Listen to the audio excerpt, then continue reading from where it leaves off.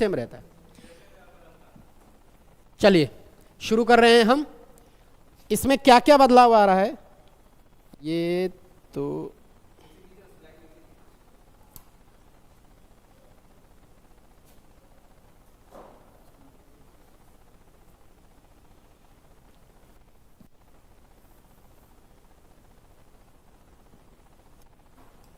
ठीक है।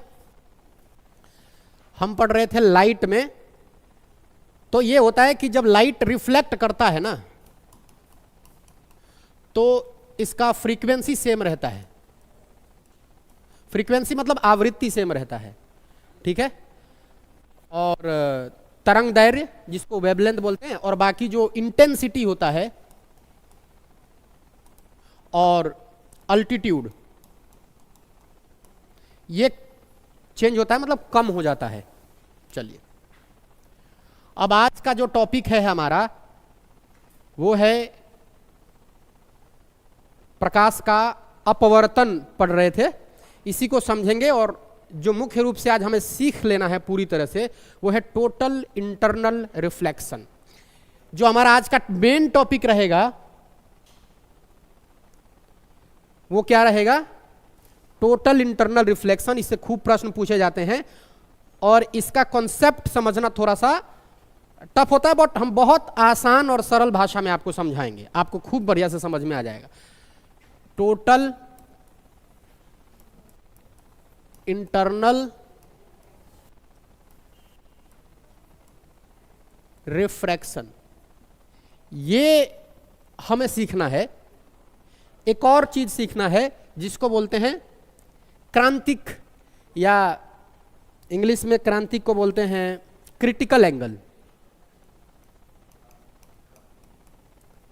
Critical angle, ठीक है। क्रिटिकल एंगल के समझने के लिए हमें जो सीखना जरूरी है वो है refraction of light. Refraction of light खूब बढ़िया से समझिएगा। मैं ये जानबूझकर लिख रहा हूं कि आपको पता चले कि हम आज क्या सीखेंगे।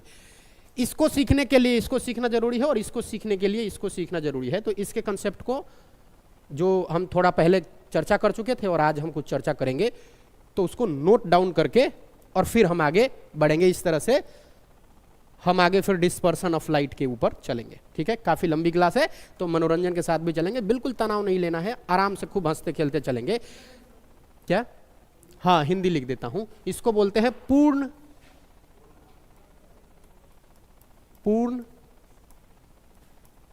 आंतरिक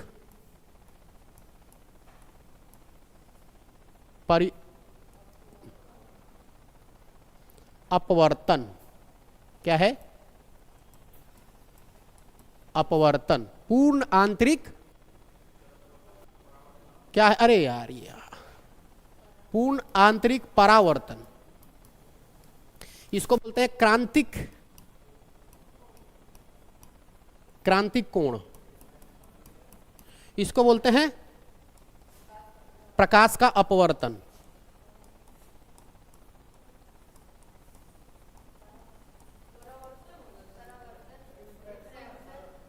क्या है,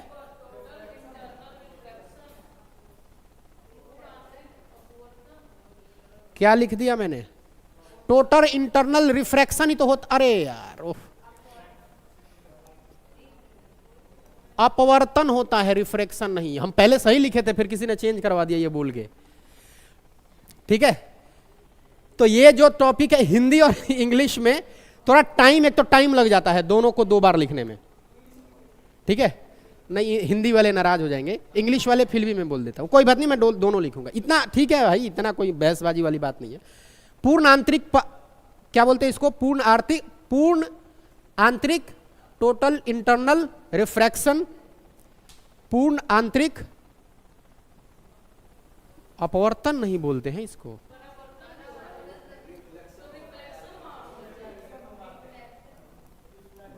बार बार जब मैं कह रहा हूं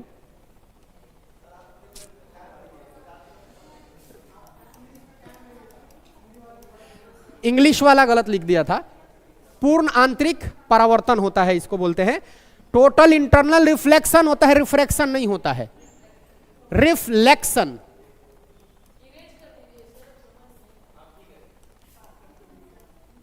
रिफ्लेक्शन, ठीक है। अब चलिए तो क्या, नहीं ये तो समझेंगे हम, ये समझेंगे हम, अभी यही टॉपिक है। रिफ्लेक्शन हम बहुत पहले बता चुके थे, अभी हमें जो समझना है वो समझना है रिफ्रैक्शन ऑफ लाइट, प्रकाश का अपवर्तन। टॉपिक शुरू करें। प्रकाश का अपवर्तन, इसको बोलते हैं रिफ्रैक्शन ऑफ लाइट। तो देखिए, इसके लिए जल्दी जल्दी नोट कर लिए, हमने बात समझा दिया था कि कैसे रिफ्रैक्शन होता है। इसका सीधा सा दो केस लेते हैं, ठीक है। एक होता है केस 1 मान लीजिए, ठीक। हमने एक माध्यम ले लिया, यहां पे ये माध्यम, ये जो माध्यम है हमने ले लिया ग्लास। क्या ले लिया? ग्लास, ठीक। और ये है एयर, और ये है ग्लास, ठीक।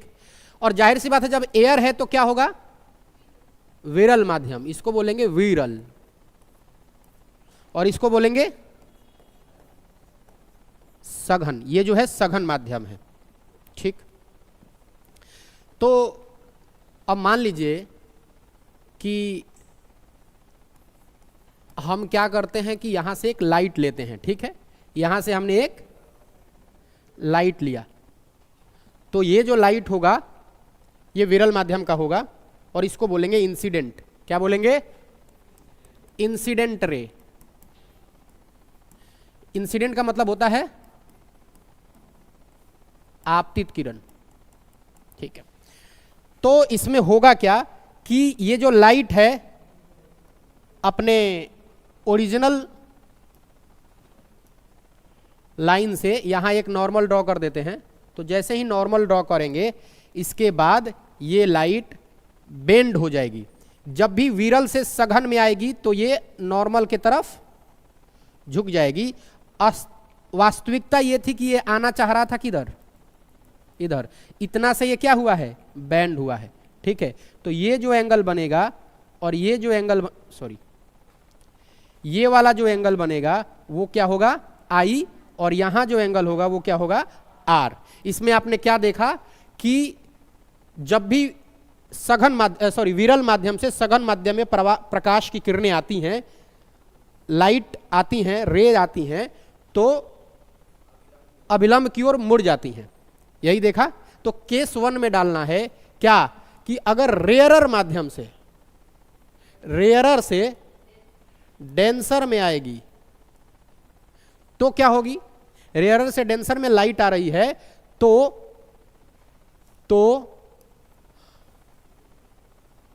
टुवर्ड्स नॉर्मल, हिंदी में लिखेंगे अभिलंब की तरफ।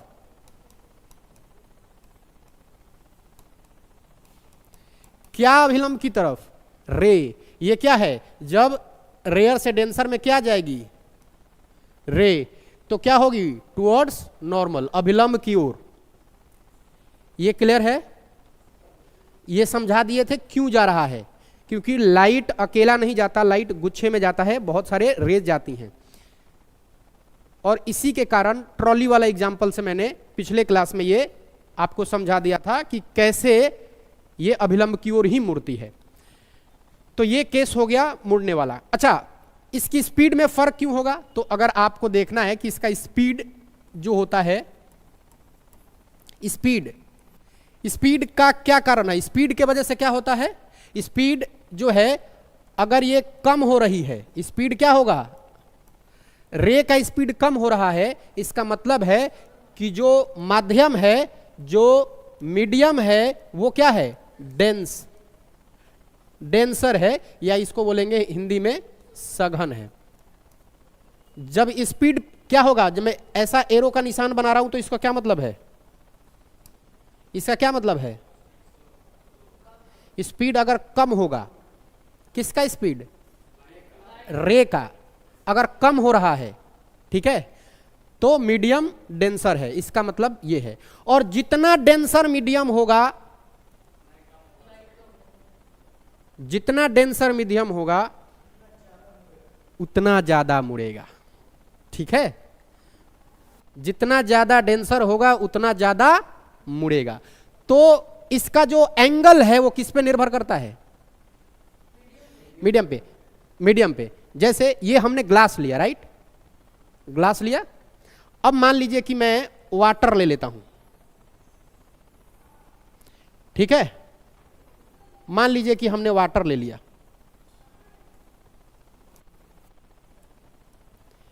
तो वाटर में अब यहां से ये एयर ही है, ये क्या है, एयर, अब ये क्या है, वाटर। एक नॉर्मल ड्रॉ किया तो ये जो एंगल आएगा घूमेगा जरूर, लेकिन यहां जो एंगल बनेगा इसको हम बोल देते हैं R1 और इसको बोल देते हैं R2। तो इसमें जाहिर सी बात है मीडियम चेंज हो गया ना, तो मीडियम चेंज होगा तो एंगल ऑफ रिफ्लेक्शन भी, एंगल ऑफ रिफ्रैक्शन भी चेंज होगा। क्यों, क्योंकि बेंडिंग कम ज्यादा हो सकता है, बेंडिंग कम ज्यादा हो सकता है। तो कांच का जो सघनता होता है वाटर से ज्यादा होता है, तो इसका जो एंगल होगा और इसके एंगल में अंतर होगा, ये ज्यादा पास सट जाएगा, ये ज्यादा पास नहीं सटेगा। इसका मतलब है कि जो R2 होगा वो R1 से ज्यादा होगा। ये ऐसा क्यों हो रहा है, ड्यू टू मीडियम, और वो मीडियम क्या हो सकता है, डेंसर होने के कारण, सॉरी कम डेंसर होने के कारण, विरल होने के कारण, ऐसा। क्योंकि सोचिए ज्यादा सघन तो ज्यादा खींचेगा उसको, और कम तो थोड़ा सा बैंड कम होगा।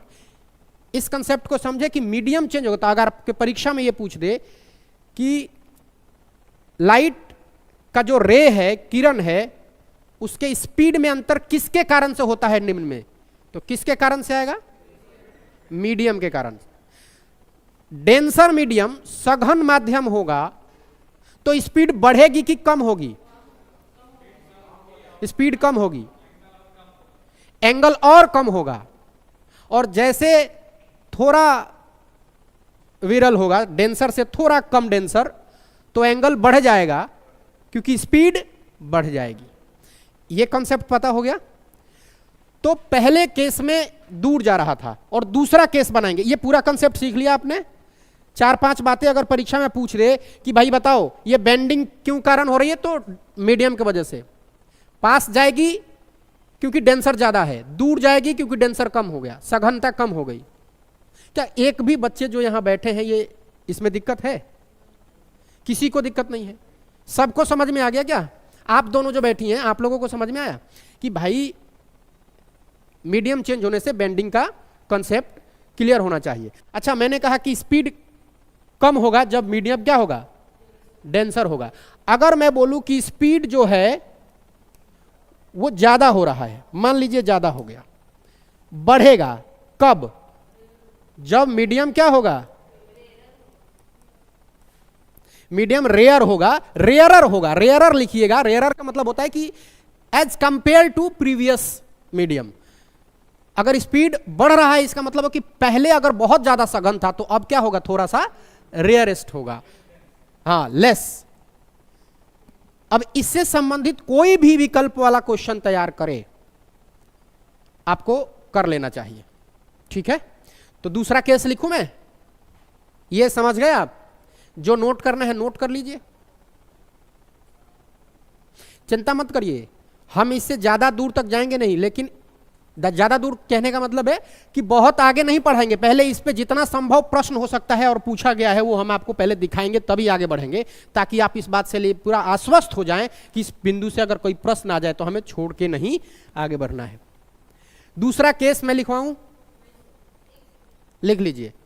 रेयर से डेंसर में जाएगा तो अभिलंब की ओर स्पीड अगर डिक्रीज हो रहा है तो जो मीडियम होगा वो डेंसर होगा, ज्यादा हो रहा है तो मीडियम रेयरर होगा। मीडियम के चेंज होने से एंगल पर भी फर्क पड़ता है। अगर पूछ दे प्रश्न में कि निम्नलिखित में से किस एंगल से संबंधित अवधारणा पर विचार करिए।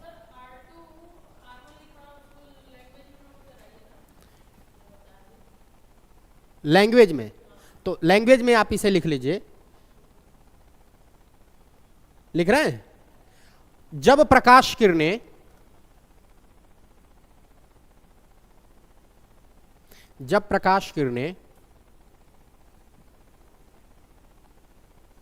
एक माध्यम से दूसरे माध्यम में प्रवेश करती हैं,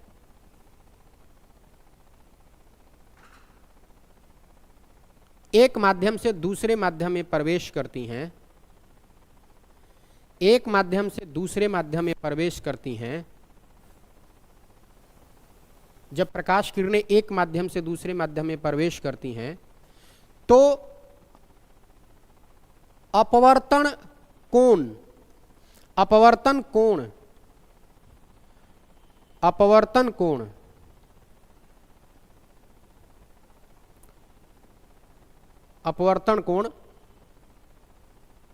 माध्यम पर निर्भर करता है।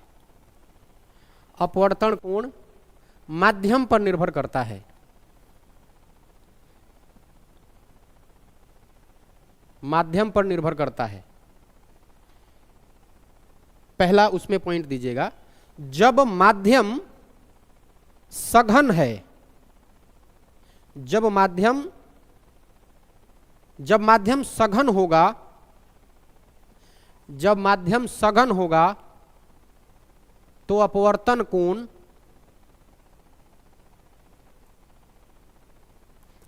कोण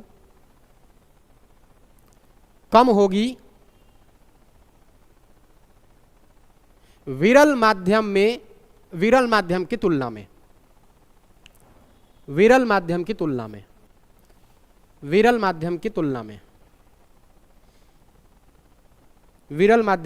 में। समझ रहे हो?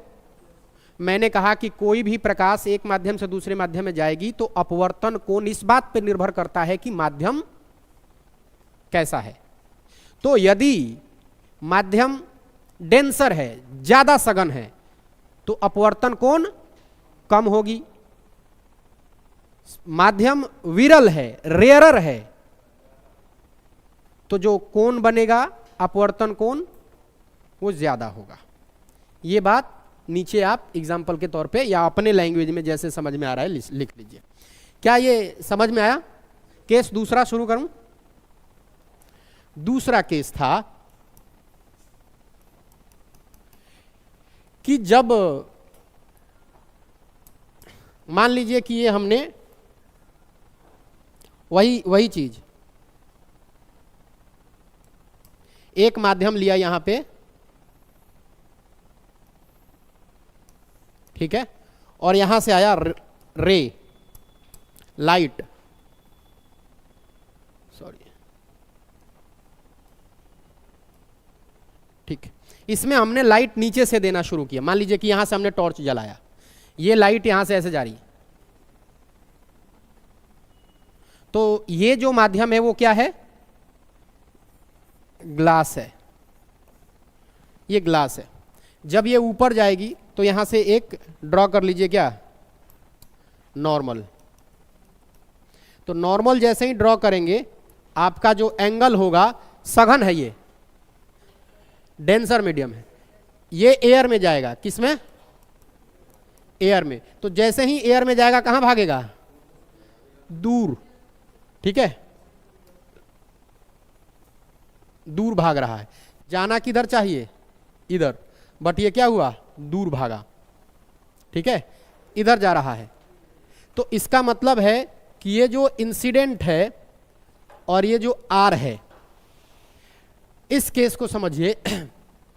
आपको बस इतना ही लिखना है कि ये एयर क्या है? रेयरर माध्यम है, और ये जो ग्लास है वो क्या है? डेंसर। ठीक है। तो ये ग्लास डेंसर से जब हम प्रकाश किरणें ऊपर जाएगी, मान लीजिए किस में जाएगी, रेयरर में, इसमें एयर में जाएगी, तो पहला क्या देखा आपने कि अवे फ्रॉम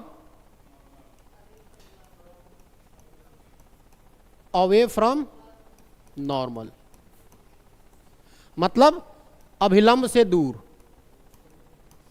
अभिलंब से दूर जाएगी। ठीक है। अच्छा, इसके स्पीड में क्या होगा, स्पीड इंक्रीज। ठीक है। एंगल, एंगल क्या होगा, इंक्रीज करेगा, मतलब बढ़ जाएगा। जाहिर सी बात है, दूर भागेगी तो एंगल बढ़ेगा। इसका मतलब है कि एंगल, स्पीड, ये सब एंगल और स्पीड ये डिपेंड किस पे करता है,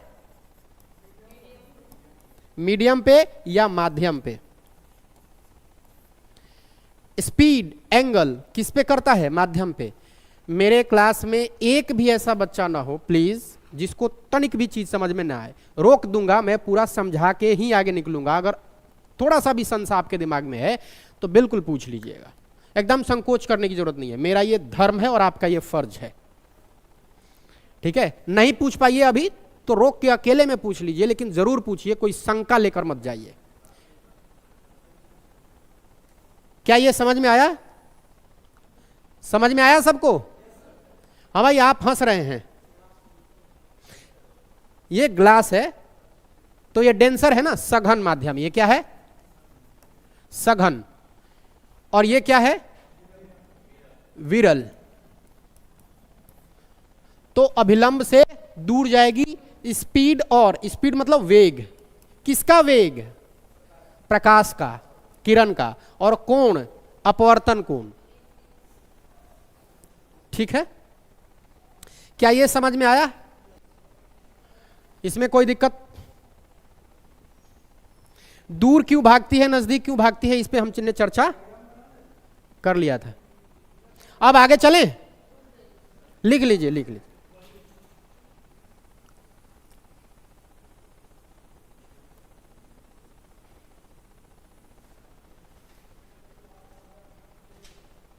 मिलकर चले जाएंगे हम, मिलकर चले जाएंगे हम। ये एक शेर है। जैसे बारिश वाली बात आपने बताया था तो उस पर मुझे शेर याद आ गया था उसी वक्त। मैंने सोचा सुबह सुबह ही क्या बोलूं, बट सुन लीजिए।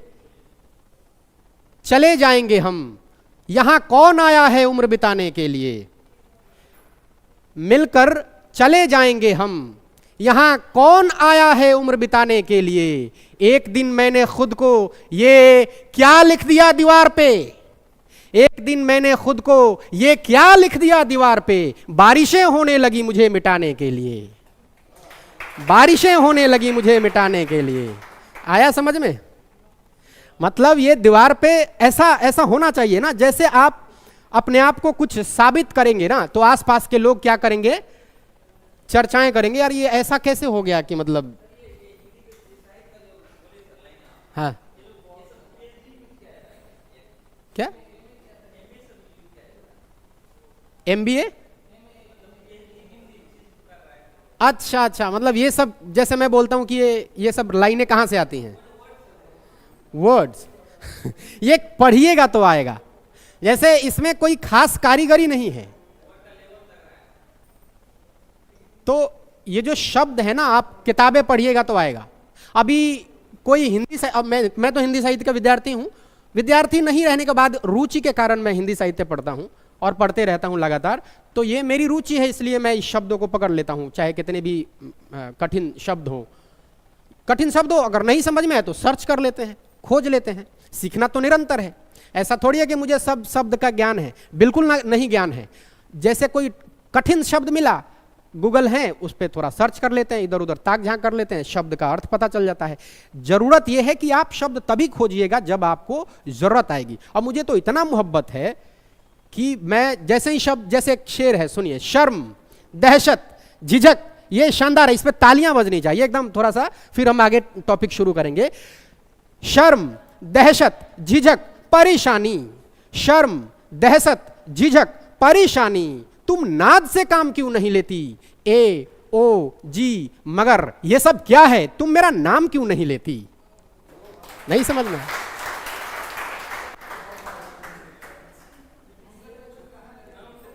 नहीं आया समझ में? चलिए अब आओ, अब आओ, फिर बाद में करेंगे।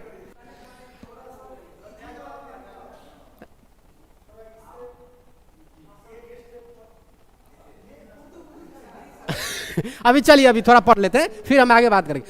अब हम जो पढ़ेंगे वो पढ़ेंगे अपवर्तन के नियम, ठीक है? अपवर्तन के नियम पढ़ने के बाद हम आ जाएंगे मूल टॉपिक पे, जो हमें आज पढ़ना है, क्या? टोटल इंटरनल रिफ्लेक्शन, ठीक है? तो आप अपवर्तन के नियम, या इसको क्या बोलते हैं?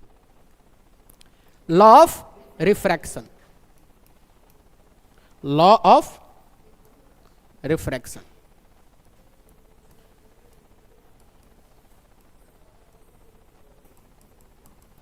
लॉ ऑफ रिफ्रैक्शन, इसको बोलते हैं परावर्तन,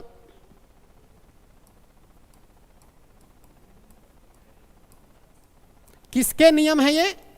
प्रकाश के अपवर्तन के नियम है। तो देखिए, हमने परावर्तन में भी नियम पढ़े थे, एक ही प्लेन वाला, कि आपतित किरण, परावर्तित किरण, ये सब क्या होती हैं? तीनों एक ही तल में होती हैं, ठीक है? इससे पढ़ने से, परावर्तन अपवर्तन पढ़ने से पहले थोड़ा सा हम माध्यम के बारे में समझ लेते हैं कि अपवर्तन के जो डिविएशन है, जो पथ से मुड़ जाता है लाइट, मुड़ जाती है लाइट, वो क्यों होता है। तो इससे पहले एक छोटा सा टॉपिक छूट रहा था, वो मैं आपको पढ़ा देता हूं। इसको हम बाद में डिस्कस करेंगे, उससे पहले एक छोटा सा टॉपिक पढ़ लीजिए, रिफ्रैक्टिव इंडेक्स। ये छूट रहा था, इसके बाद हम वो पढ़ेंगे। रिफ्रैक्टिव इंडेक्स ये वही चीज है जिसके वजह से, जिसके माध्यम से कोण बदलता है।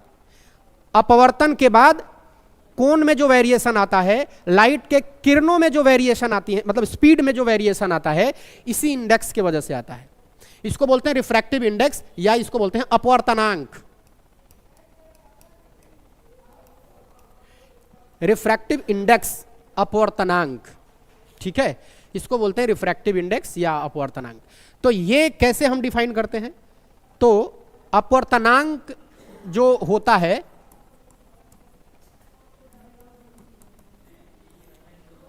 अपवर्तनांक जो होता है वो प्रकाश का वेग होता है। किसका? प्रकाश का वेग या तरंग दैर्घ्य। किसमें? वैक्यूम में। कहां? निर्वात में। निर्वात में, ठीक है? डिवीजन, फिर वही बात, प्रकाश का वेग या तरंग दैर्घ्य किसमें? ये होगा माध्यम में। जो हमारा माध्यम है, मीडियम है, कोई मीडियम है, निर्वात जहां कुछ भी नहीं है, तो वैक्यूम में जो प्रकाश का वेग है वो, और उसका अनुपात प्रकाश का वेग किस में? माध्यम में, किसी माध्यम में, कोई जो मीडियम है। इसी को क्या बोलते हैं? अपवर्तनांक बोलते हैं, ठीक है? Speed of velocity, sorry, speed of light किस, या उसका वेवलेंथ किसमें? वैक्यूम में। फिर ये स्पीड ऑफ लाइट किसमें? मीडियम में। अच्छा, ये जो अपवर्तनांक है ये है क्या? तो इसको समझिए, ये जो अपवर्तनांक है, रिफ्रैक्टिव इंडेक्स, रिफ्रैक्टिव इंडेक्स जो है, इससे बस यही पता चलता है कि कौन सा माध्यम या कौन सा मीडियम कितना डेंसर है और कितना रेयरर है, यानी कि किसी माध्यम का सघन या विरल होना डिफाइंड करता है क्या? अपवर्तनांक। तो पहला पॉइंट अपवर्तनांक में लिखिएगा, इससे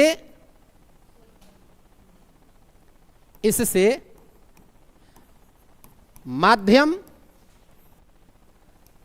का सघनता या विरलता का पता चलता है। इससे माध्यम का सघनता या विरलता का पता चलता है, मतलब इससे जो मीडियम है इसके डेंसर होने का, डेंसर या विरल का मतलब रेयरर का पता चलता है। कौन सा माध्यम कितना सघन है, कौन सा माध्यम कितना विरल है, यह किससे पता चलता है? एक बार प्रश्न पूछा था कि अपवर्तनांक सूचक है 4 विकल्प, किसका? सघनता का, विरलता का, सघनता विरलता दोनों का, या इनमें से किसी नहीं, दोनों का। कोई भी ऑब्जेक्ट कितना घना है, कितना डेंस है, डेंस समझ रहे हैं ना, सघनता समझ रहे हैं आप, जिसके मॉलिक्यूल्स बहुत पास पास हो। जैसे एयर, मैं फ्लाई कर सकता हूं, बट पानी में ऐसा कर सकता हूं मैं? थोड़ा टाइम लगेगा क्योंकि पानी के मॉलिक्यूल्स पास पास हैं as compared to air, air के मॉलिक्यूल्स से। ठीक है, आगे बढ़ें। एक और बात इसमें लिखना पड़ेगा कि जो अपवर्तनांक है, रिफ्रैक्शन, ये अपवर्तनांक को म्यू बोलते हैं। ऐसे इसका जो सिंबल है लिख लीजिए, अपवर्तनांक के ब्रैकेट में लिख लीजिएगा ऐसे कहीं आगे, म्यू। ठीक है, इसको म्यू से सूचित करते हैं। यह है रिफ्रैक्टिव इंडेक्स। कोई दिक्कत? कोई दिक्कत नहीं है। अब मुझे बताइए, जिसका रिफ्रैक्टिव इंडेक्स ज्यादा, उस माध्यम का क्या ज्यादा सघन होगा, कम सघन होगा? जिसका रिफ्रैक्टिव इंडेक्स ज्यादा, मैं कह रहा हूं जिस माध्यम का, माध्यम मतलब मीडियम का अपवर्तनांक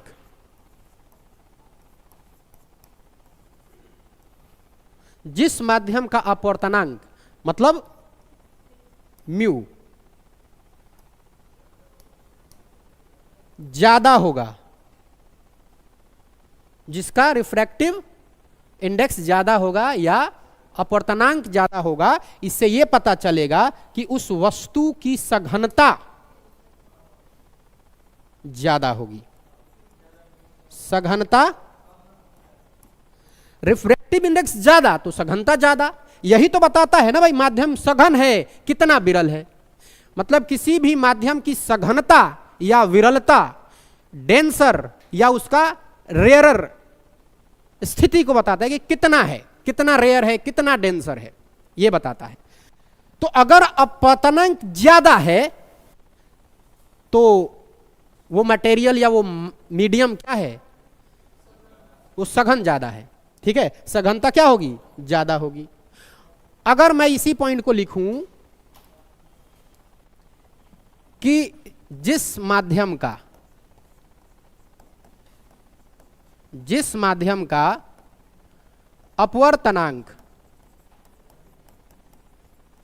अपवर्तनांक या म्यू क्या होगा? कम होगा। दूसरा कलर ले लेने दीजिए। क्या होगा? कम होगा। एरो का मतलब कम होगा। अपवर्तनांक कम होगा तो सघनता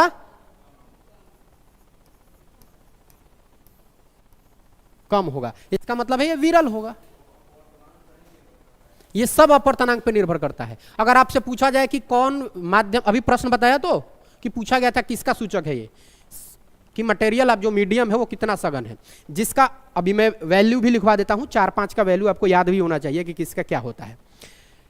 तो सघनता की बात है।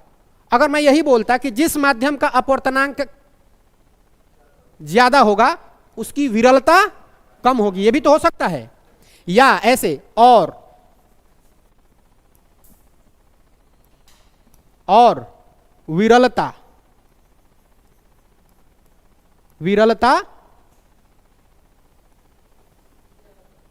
विरलता कम होगी। जब सघनता ज्यादा तो विरलता कम, एक ही बात है। आप बात को समझिए, जिस माध्यम का अपवर्तनांक ज्यादा उसकी विरलता कम या उसकी सघनता ज्यादा। एक बात याद रखोगे तो दूसरा बात याद रहेगा। तो ये लिखवाने की मुझे कोई, मैं इसलिए लिखवा रहा हूं कि परीक्षा में कई बार घुमाने के लिए अगर तुमसे बोल दे तो बस इस बात को क्लियर रखना कि भाई जिसका अपवर्तनांक ज्यादा होगा उसकी सघनता ज्यादा होगी और जिसका कम होगी उसकी सघनता कम होगी। इतनी सी बात है। अब भाषा बदल दे तो जैसे बोले कि किसी ऑब्जेक्ट का या किसी माध्यम का विरलता कम है, विरलता, सुनो समझो, विरलता कम है, इसका मतलब है कि वो उसका रिफ्रैक्टिव इंडेक्स ज्यादा होगी। ज्यादा है तभी ना विरलता कम है जी। तो समझ लेंगे भाषा का फर्क ध्यान से। अगर मैं बोलूं कि किसी माध्यम का सघनता ज्यादा है तो अपवर्तनांक ज्यादा हो गया। मेरे इशारे पे मत जाओ, ज्यादा होगा। तुम समझ क्या रहे हो ये देखो।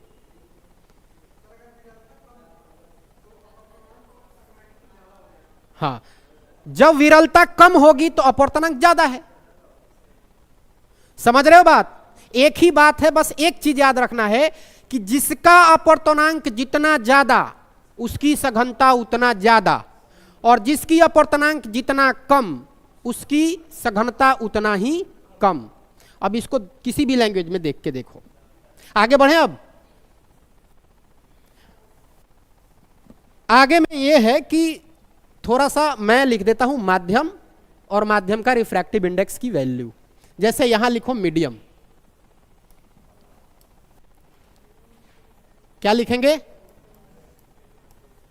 माध्यम, या इसको लिखेंगे मीडियम। यह है मीडियम और यहां लिखना है आपको अपवर्तनांक। अपवर्तनांक क्या इसको बोलते हैं? Refractive index.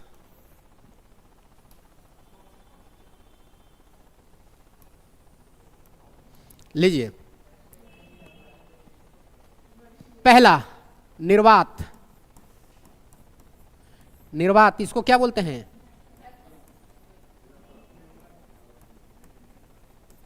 तो इसका जो अपवर्तनांक होता है वो 0 होता है। फिर दूसरा एयर, वायु, एयर, इसका जो अपवर्तनांक होता है वो 1.008 होता है। फिर आ गया जल, तो जल को वाटर बोलते हैं। वाटर का जो होता है 1.33 होता है। ये क्या है? अपवर्तनांक है। मतलब ये बताता है कि अच्छा, अब तुम बता सकते हो कि कौन किससे ज्यादा डेंसर है। अब जो मैं प्रश्न का फॉर्मेट बताने जा रहा हूं ये खूब पूछता है, ठीक है?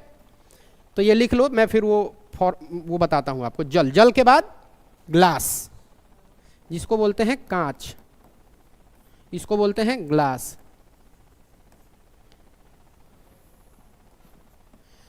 कांच या ग्लास, इसका जो सघनता है वो कितना होगी? 1.5। इसका मतलब है कि वाटर से ज्यादा है। अब बताओ, इसमें अगर अपवर्तन होगा तो ज्यादा होगा या कम? इन दोनों के तुलना में किसका अपवर्तन एंगल, यानी कि जो रिफ्रैक्शन एंगल होगा वो, मान लो ये आर वाटर का है और ये आर ग्लास का है, तो इन दोनों में किसका एंगल ज्यादा होगा? वाटर, क्योंकि इसका, तो इससे क्या निष्कर्ष निकाले कि जिसका अपवर्तनांक कम उसका एंगल ज्यादा। ठीक है, अगर ये भी स्टेटमेंट में आए परीक्षा में ऑप्शन में तो क्लियर रखना है। ठीक है, इसी को कहते हैं कंसेप्ट कि किसी भी एंगल से क्वेश्चन घुमाए पकड़ लेंगे हम। ठीक है, क्लियर है इतनी बात सबको? क्या बात है, आज सब समझ में आ रहा है।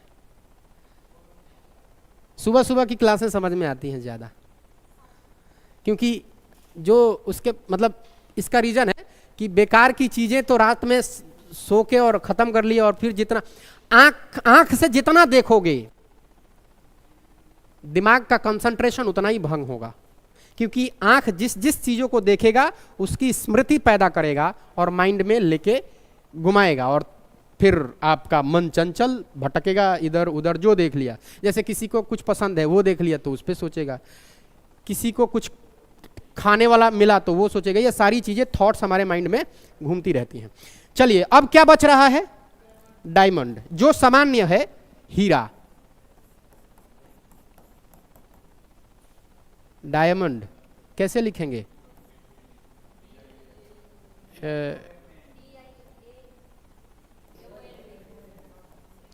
बताओ, ये अचानक गायब हो गया इसका स्पेलिंग दिमाग से। चलिए, ये क्या है? 2 पॉइंट,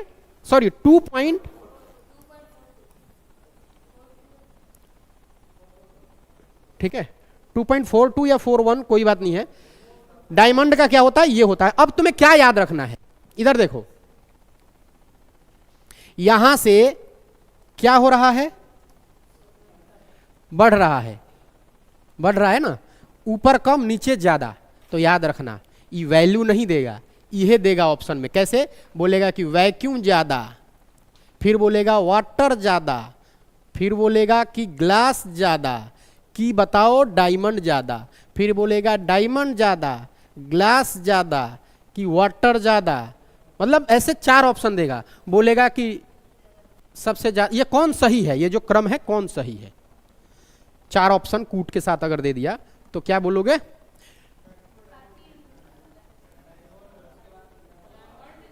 तो देखना है ना, ये डायमंड ज्यादा वाला ऑप्शन देखना है, क्योंकि सबसे ज्यादा वो भाषा में बोल देगा कि रिफ्रैक्टिव इंडेक्स के हिसाब से निम्न क्रम को सही बताएं, मतलब कौन सही है ये बताएं।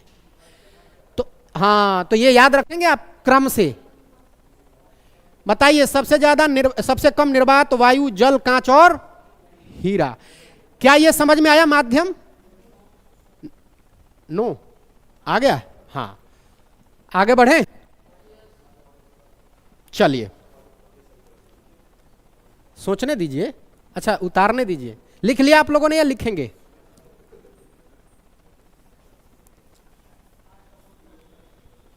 अरे लगातार बात कर रहे हो, क्या बात है? याद कर रहे हैं बोल के।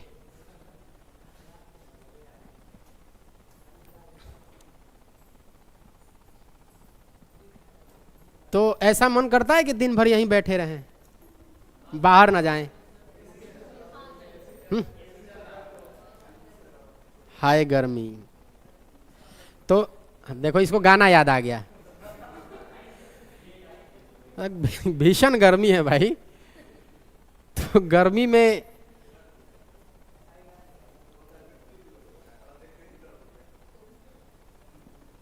मृत्यु तो होगा, एक यही तो सत्य है। मतलब सब कुछ भूल जाओ, एक चीज मत भूलना, मृत्यु। निरंतर एक ही सत्य, बाकी किसी को कुछ नहीं पता है, ये जानते हो ना। एक चीज पता है, मरेंगे तो जरूर, हम खाके सपुर्द होंगे जरूर, मरेंगे जरूर। नहीं, किसी को नहीं पता। चलिए, हो गया ये।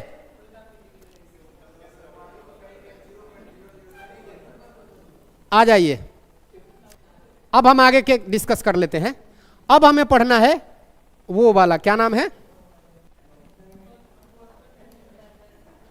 Law of refraction. तो इसमें ठीक वैसा ही बात लिखेंगे जैसा हमने मेंशन किया था प्रकाश के परावर्तन में। क्या है इसमें कि जो आपतित किरण है, जैसे कि मान लीजिए कि दो माध्यम है, ये माध्यम एक है और एक माध्यम ये है, तो आपने यहां से लाइट भेजा, ठीक है, और यहां आपका नॉर्मल है, तो ये क्या होगा,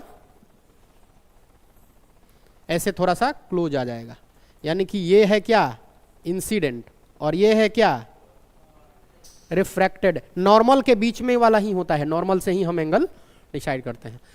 तो इसमें ये होगा कि जो इंसिडेंट रे है ये क्या है इंसिडेंट रे, और ये क्या है रिफ्रैक्टेड रे, यानी कि परावर्तित रिफ्रैक्टेड अपवर्तित किरण। ये जो एंगल है वो क्या है अपवर्तन का कोण और ये है आपतन का कोण। तो ये तीनों एक ही प्लेन में होगा। प्लेन का मतलब है कॉपी दो, एक ही प्लेन का मतलब होता है कि ये ऐसे दिख रहा है तो ये बोर्ड जो है ना ये पेन है, पेज है, ऐसा ही होगा एक ही पेज में, ठीक है, 3D में नहीं होगा अंदर के तरफ, तो ये पेज पे ही होगा, एक ही तल में होगा। तो इसी बात को लिख लीजिए, आपतित किरण, आपतित किरण, इंसिडेंट रे, आपतित किरण, अपवर्तित किरण,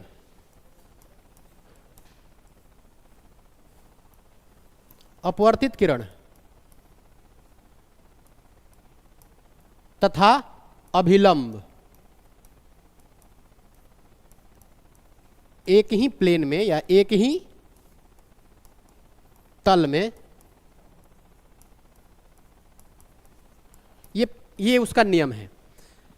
ये ठीक वही है अपवर्तन के नियम जो परावर्तन के नियम में लिखते हैं, बट इसमें जो शब्द है वो बदल जाता है क्योंकि लाइट इसमें बेंड कर जाती है, पूरा का पूरा परिवर्तित नहीं होती है, ठीक है, क्लियर है। एक होता है इसी लॉ ऑफ रिफ्रैक्शन में स्नेल्स लॉ या स्नेल का नियम बोलते हैं उसको, क्या, हाँ हाँ हाँ ठीक है। मतलब ये कहता है कि माध्यम से, अच्छा जिसमें इंसिडेंट हो रहा है ये माध्यम क्या कहलाएगा, इंसिडेंट माध्यम, मतलब मीडियम ऑफ इंसिडेंट, क्या बोला जाएगा इसको, मीडियम ऑफ इंसिडेंट। और ये क्या बोला जाएगा, medium of refracted refracted medium, क्या बोला जाएगा इसको, रिफ्रैक्टेड मीडियम। तो जो स्नेल्स लॉ है, जो स्नेल का नियम है, वो ये कहता है कि भाई ये जो मीडियम है इसी का रेशियो होता है, रिफ्रैक्टेड जो माध्यम है जिसमें ये लाइट रिफ्रैक्ट कर रहा है उसका माध्यम, ठीक है। तो इसका माध्यम क्या होता है, माध्यम को किससे डिनोट करते हैं, अभी बताया हमने म्यू से, तो ये होगा रिफ्रैक्टेड, तो इसको बोलेंगे म्यू आर, बोल सकते हैं क्या, क्योंकि ये रिफ्रैक्टेड मीडियम है और ये मीडियम क्या है, मीडियम ऑफ इंसिडेंट, तो इसको हम ये लिख सकते हैं म्यू आई, लिख सकते हैं। इसका और इसका रेशियो ही होता है स्नेल्स लॉ। तो कभी भी एंगल को बताने के लिए हम ट्रिग्नोमेट्री के साइन जया का इस्तेमाल करते हैं, साइन का इस्तेमाल करते हैं, साइन का।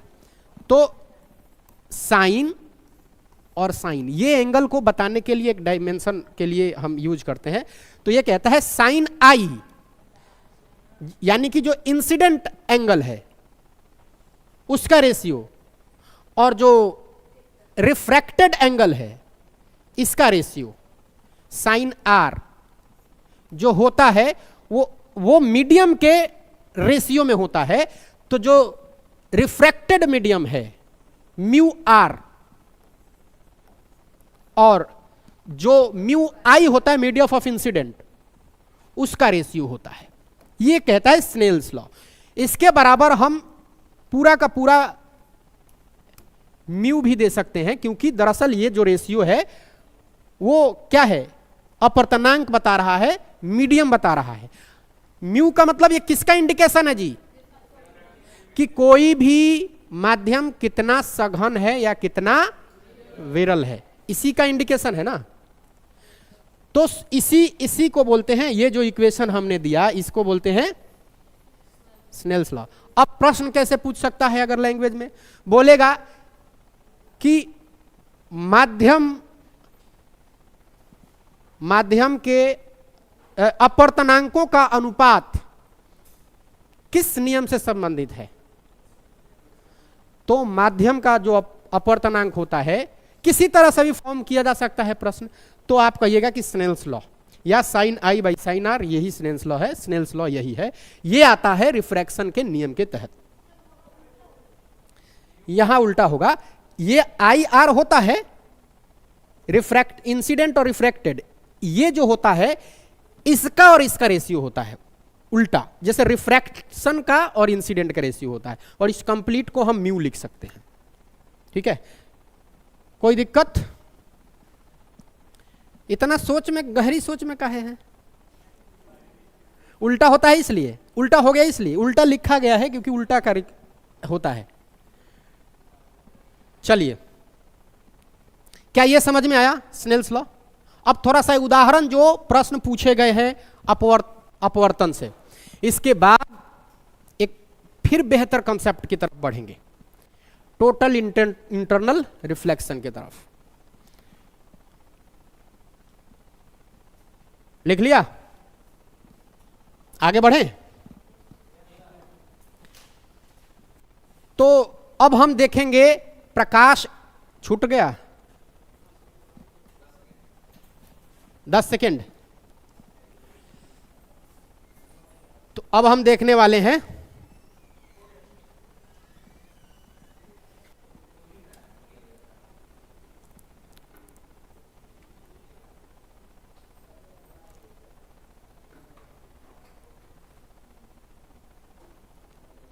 आगे बढ़ें, इसको बोलते हैं स्नेल्स लॉ।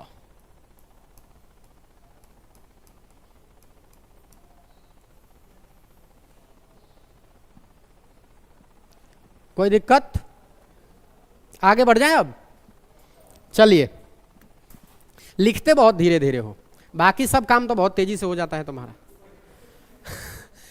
हाँ, मतलब अब हम जो चलेंगे वो पढ़ेंगे कुछ उदाहरण, कि हमने जो अपवर्तन पढ़ा है, कौन कौन से ऐसे डेली लाइफ के उदाहरण है जो अपवर्तन से संबंधित है, और इससे प्रश्न डायरेक्ट किया जाता है।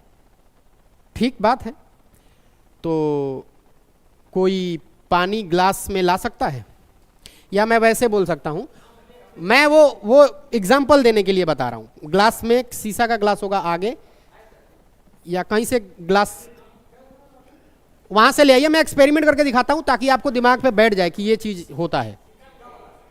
ठीक है, एग्जाम्पल क्या है? ये जो हम एग्जाम्पल दे रहे हैं अपवर्तन के एग्जाम्पल हैं, अपवर्तन का, अपवर्तन इसके हैं एग्जाम्पल। तो पहला यह है कि जब पानी से भरे ग्लास में एक सिक्के को डालते हैं तो सिक्का ऊपर दिखाई देता है। वो क्या है? अपनी सतह से ऊपर दिखाई देता है। इसका मतलब है कि प्रकाश का माध्यम, क्योंकि आप देख रहे हो एयर से, देख रहे हो ना एयर से, और लाइट क्या है? अंदर गई है पानी में, तो आपकी जो रोशनी है जो रिफ्लेक्ट होकर उसमें जा रही है वो बेंड होके दिखाई देगी। तो बेंड होने की वजह से वो थोड़ा सा ऊपर दिखाई देगा। बैठ जाइए, कोई बात नहीं है, इतना समझदार तो आप हैं ही कि मैं। जैसे एक ग्लास है और इसमें पानी है, कोई बात नहीं है, कोई बात नहीं,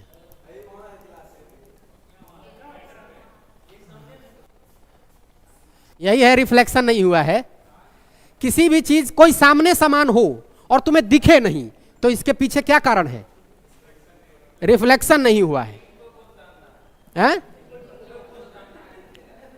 क्या कह रहे हो?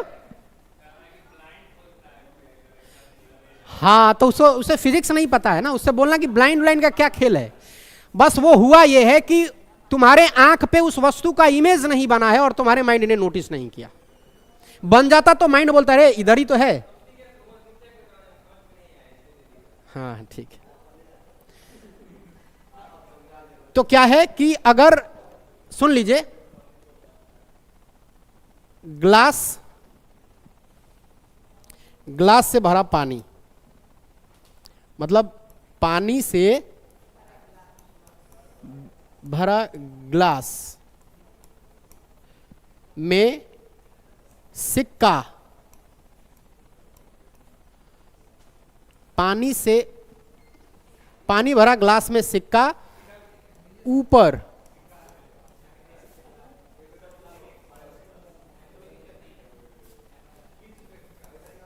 तल से, कॉइन है, सिक्का है, दीजिए, और एक पेन भी दीजिएगा अपना। 1 रुपया भुला जाएगा तो 5 रुपया जुर्माना। इसको हमने इसमें डाला, ठीक है। तो जैसे ही डालेंगे, अब देखेंगे बड़ा भी दिख रहा है पीछे से,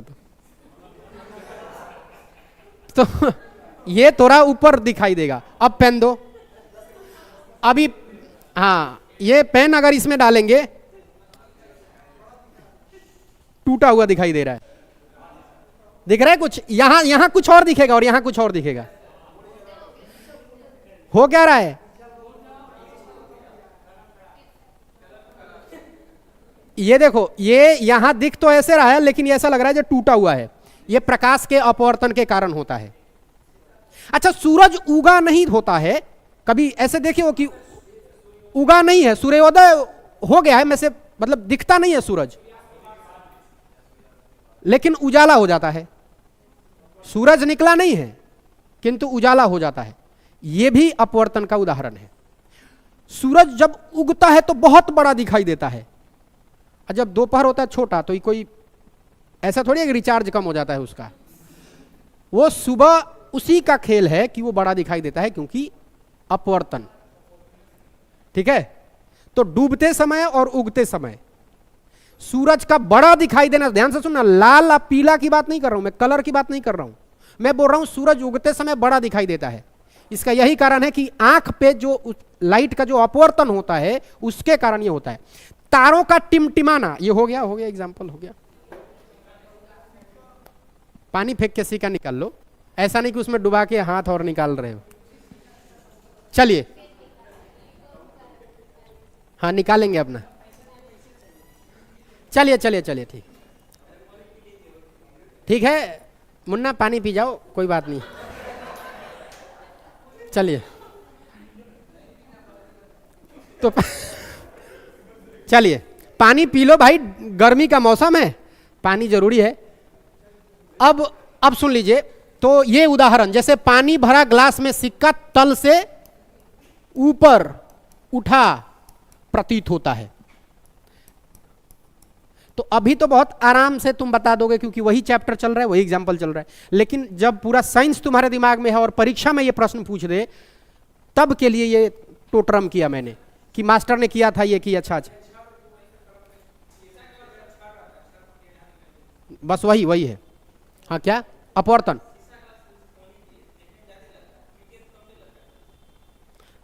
देख रहे हो तो ज्यादा लग रहा है ना, वही अपवर्तन है। मीडियम चेंज होगा, कांच के भीतर से देखोगे तुम, पानी कहां है भाई, अंदर है, और तुम्हारा आंख कहां है, पानी में, हवा में है ना भाई। तो हवा से तुम पानी को देखोगे तो बीच में क्या दीवार है, पर्दा, कांच को पर्दा मान लो, वो कांच का पर्दा है और पर्दे के अंदर पानी है। अब वो पर्दा जो है पारदर्शी है, दिख जाता है पानी।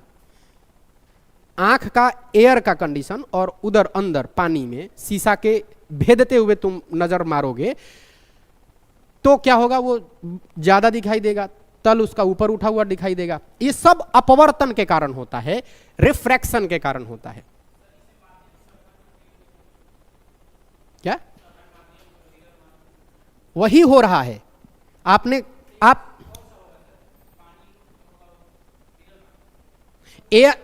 अभी थोड़ी देर पहले आप थे नहीं ना, दिक्कत यही है, आप लेट से आए हैं। नहीं, लेट से आए हैं और मैसेज डाला गया होगा। बहरहाल सुन लीजिए, जब भी माध्यम चेंज होता है, 5-6 माध्यम भी बताया मैंने, सारे कंसेप्ट लिखे है ना, स्पीड का बढ़ना, स्पीड का घटना, कैसे किसी चीज को मतलब बेंडिंग हो रहा है, दूर भाग रहा है, नजदीक आ रहा है, मीडियम कैसे विरल होता है तो क्या इफेक्ट पड़ता है, सघन होता है तो क्या इफेक्ट पड़ता है, तमाम चीजें लिखवा दिया। फिर आप आगे बात करेंगे, उसमें पूछ लीजिएगा, पानी भरा ग्लास से सिक्का तल से ऊपर उठता प्रतीत होता है। ठीक है, चलिए। कभी इस चिलमन से वो झांके, पर्दा से एक शेर याद आ गया तो सुन लीजिए। कभी इस चिलमन से ये झांके, कभी उस चिलमन से वो झांके। चिलमन मतलब पर्दा। कभी इस चिलमन से ये झांके, कभी उस चिलमन से वो झांके। तालियां उठनी चाहिए। कभी इस चिलमन से ये झांके, कभी उस चिलमन से वो झांके, लगा दो आग इस चिलमन में, न ये झांके न वो झांके।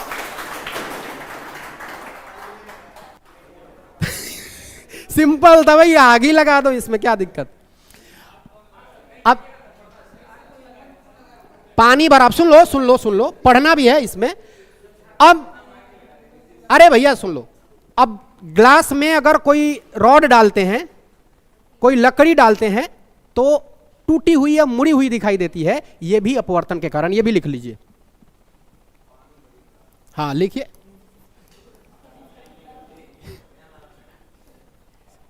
पानी से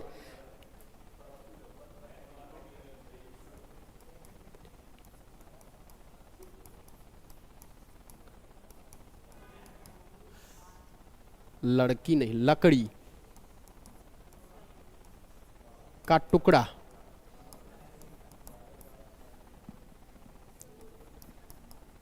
डालने पर मुड़ा हुआ प्रतीत होना। ये सब किसके एग्जाम्पल हैं? तारों का टिमटिमाना,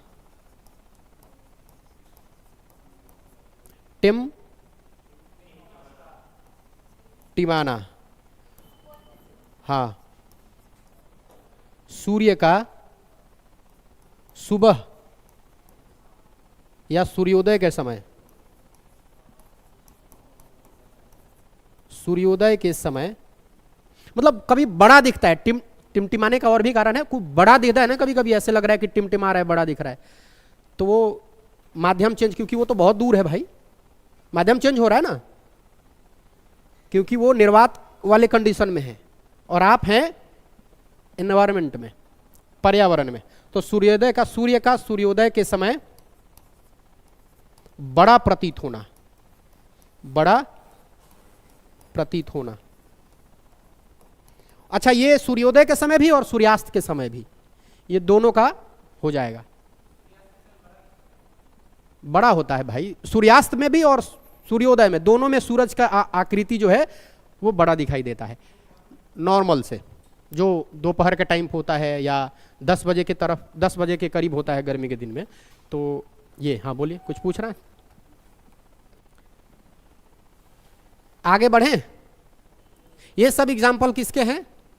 अपवर्तन के एग्जाम्पल हैं, ठीक। और हाँ देखो, ये बहुत बढ़िया उदाहरण, मछली जल में वास्तविक गहराई से ऊपर ऊपर प्रतीत होती है। यह भी उसी के कारण होता है, जैसे कांच वाला कंडीशन, ग्लास वाला कंडीशन, उससे ऊपर दिखाई देता है। तो ये सामान्य इंग्लिश में इस बात को अगर पेपर में पूछे तो भी कोई दिक्कत नहीं होगा, और हिंदी में भी पूछे तो, क्योंकि इतना समझ है, बच्चे तो है वो नहीं, एमसीक्यू को डील करना है, टाइम लग जाता है, इंग्लिश भी लिखो, डबल टाइम, ठीक है।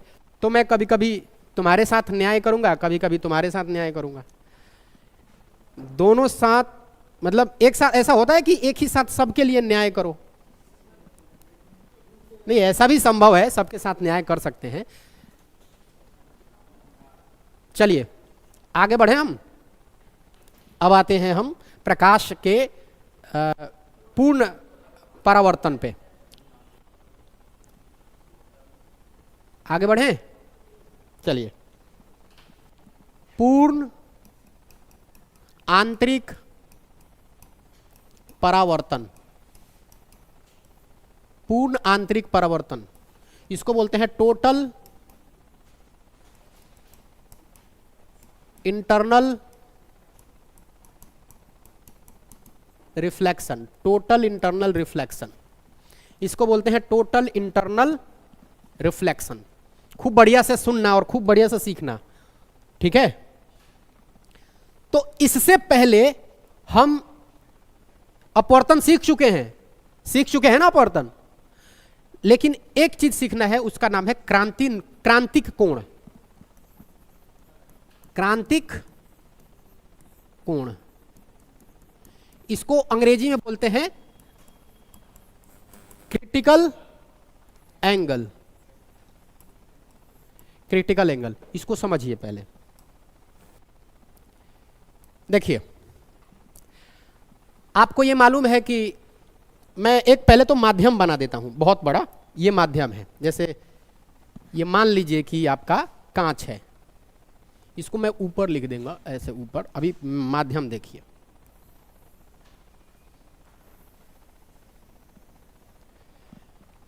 ये माध्यम है, ये कांच का एक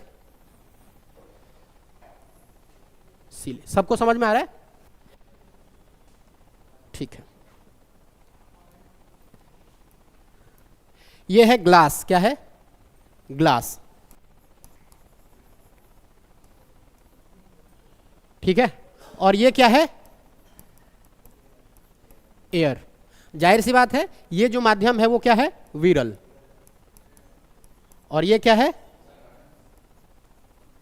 सघन। ठीक। अच्छा, ये ठीक है। अब हम क्या करते हैं कि यहां से एक लाइट को इस पे इंसिडेंट कराते हैं। ये है ग्लास, माध्यम दूसरा है, और ये है हवा, एयर। हम जो पढ़ रहे हैं वो पढ़ रहे हैं क्रिटिकल एंगल, क्रांतिक कोण। यहां से हमने एक लाइट लिया। हम कल बता चुके हैं कि लाइट हमेशा तिरछा ही क्यों लेते हैं, स्लांट क्यों लेते हैं। कारण कल बताया था। क्यों बेंड होता है क्यों बेंड होता है अगर विरल से सघन में जाता है, रेयर से डेंस में जाता है, तो अभिलंब की तरफ क्यों बेंड होता है, यह भी हमने कल बता दिया था। काहे नहीं दूर भागता है। ठीक है। हाँ, स्पीड एक कारण था। हमने ट्रॉली का एग्जांपल देके समझाया था आपको, वो बात ध्यान रखिएगा बस। ठीक है। ये जब यहां आ रहा है, थोड़ा छोटा करने पड़ेंगे।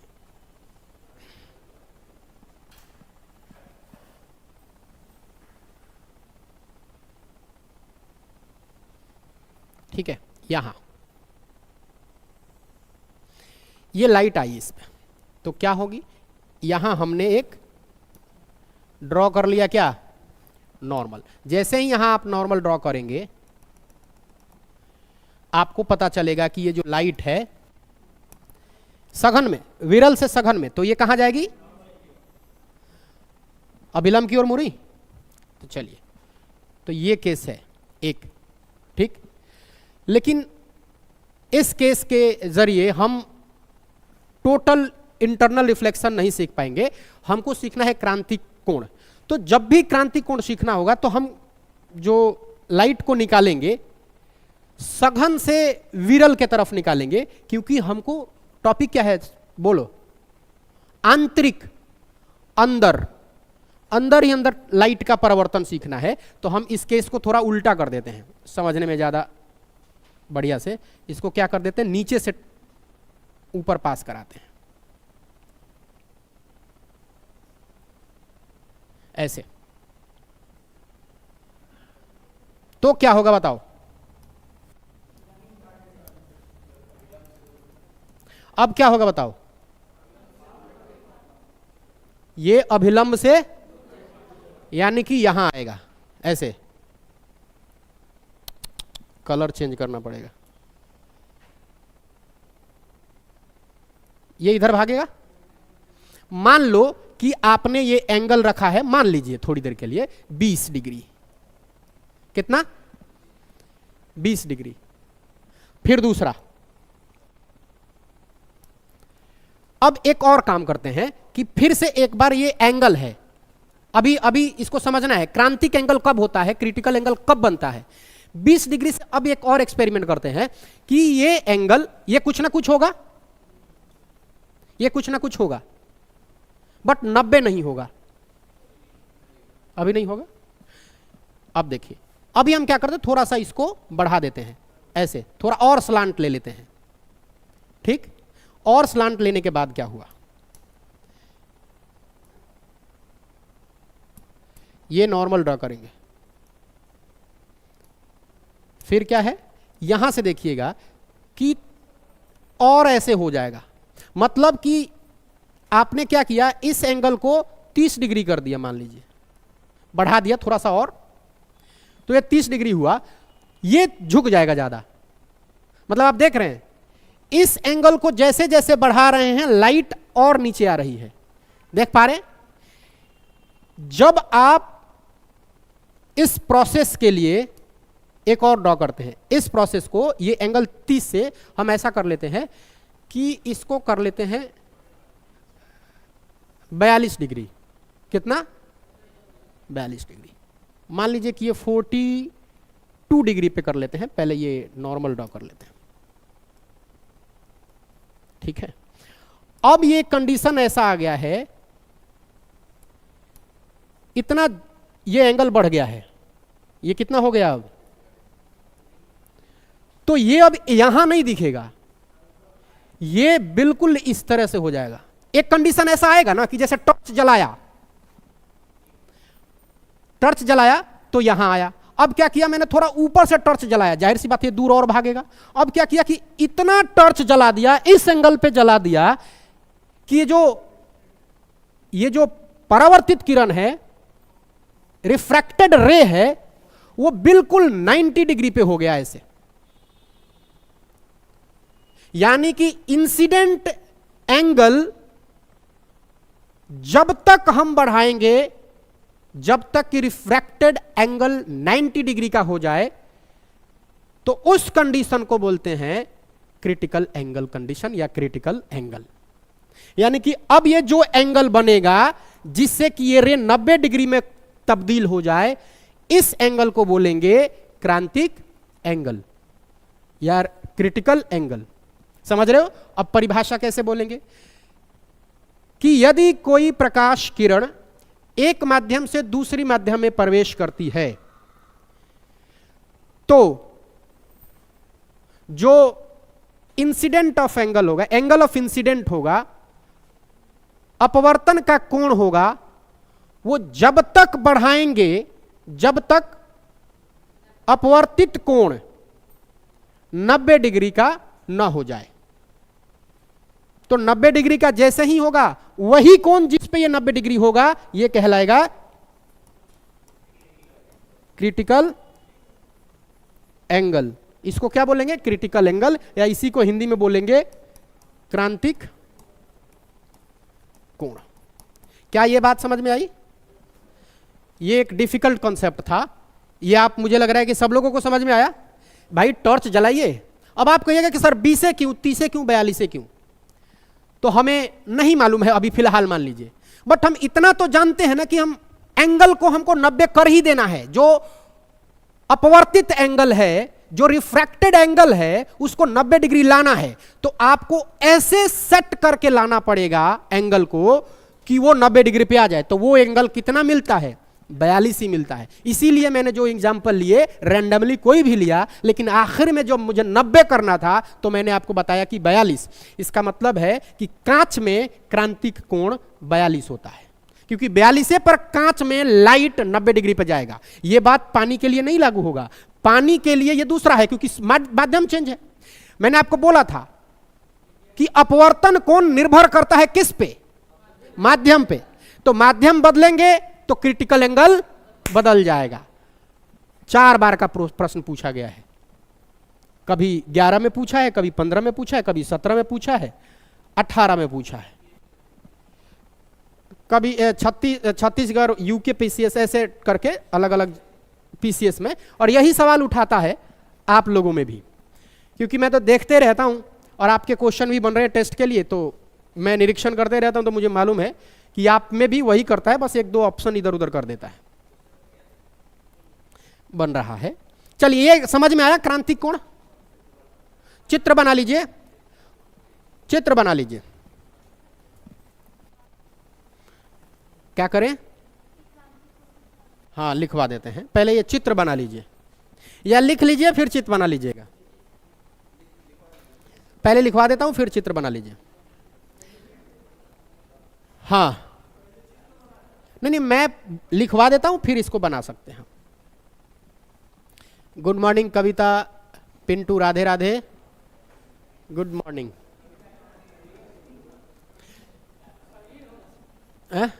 कबीर?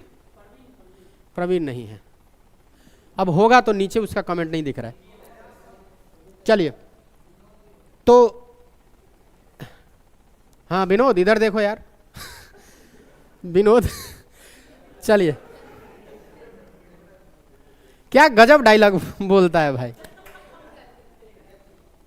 कि जानते हैं भैया, चिनौटिया भूला न जाता है, यही से नहीं रखते हैं। हाँ, भूषण भाई के पास जब जाता है, वो विधायक के पास जाना रहता है, तो कहता है कि तुम्हारा चिनौटी क्या हुआ रे? कह रहा कि ना, भूला न गया, इसीलिए आपसे खैनी मांग रहे हैं। तो कह रहा कि कैसा है? स्टील वाला था ना? स्टील वाला नहीं ना है, वो प्लास्टिके वाला था, भूला गया। इतना नॉर्मल और सीधा कैरेक्टर में है कि मतलब लाजवाब। हाँ, लिखिए, जब प्रकाश किरण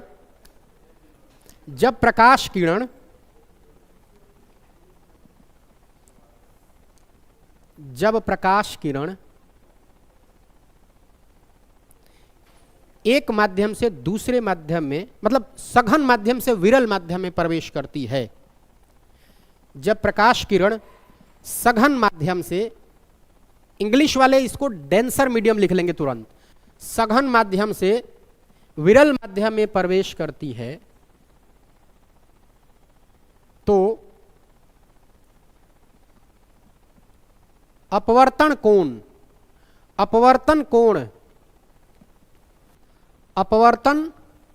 कोण, हाँ, रिफ्रैक्टेड एंगल, ऊपर वाला जो रिफ्रैक्ट होके एंगल बनाता है, अपवर्तन कोण, रिफ्रैक्टेड एंगल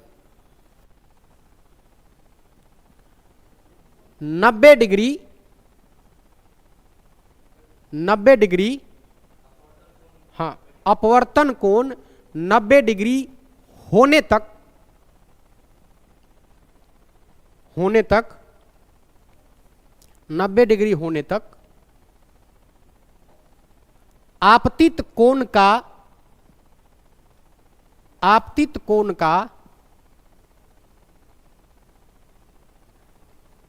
परिवर्तित होना, 90 डिग्री होने तक आपतित कोण का परिवर्तन क्रांतिक कोण कहलाता है। हाँ, 90 डिग्री तक ही परिवर्तित होगा। 90 डिग्री से अगर मान लीजिए कि कोई कोण 90 डिग्री से ज्यादा हो गया तो इसको क्या बोलेंगे कि वो फिर क्रांतिक नहीं है। आप समझ पाए? क्रांतिक कोण कहलाता है। मतलब जो ये इंसिडेंट रे है,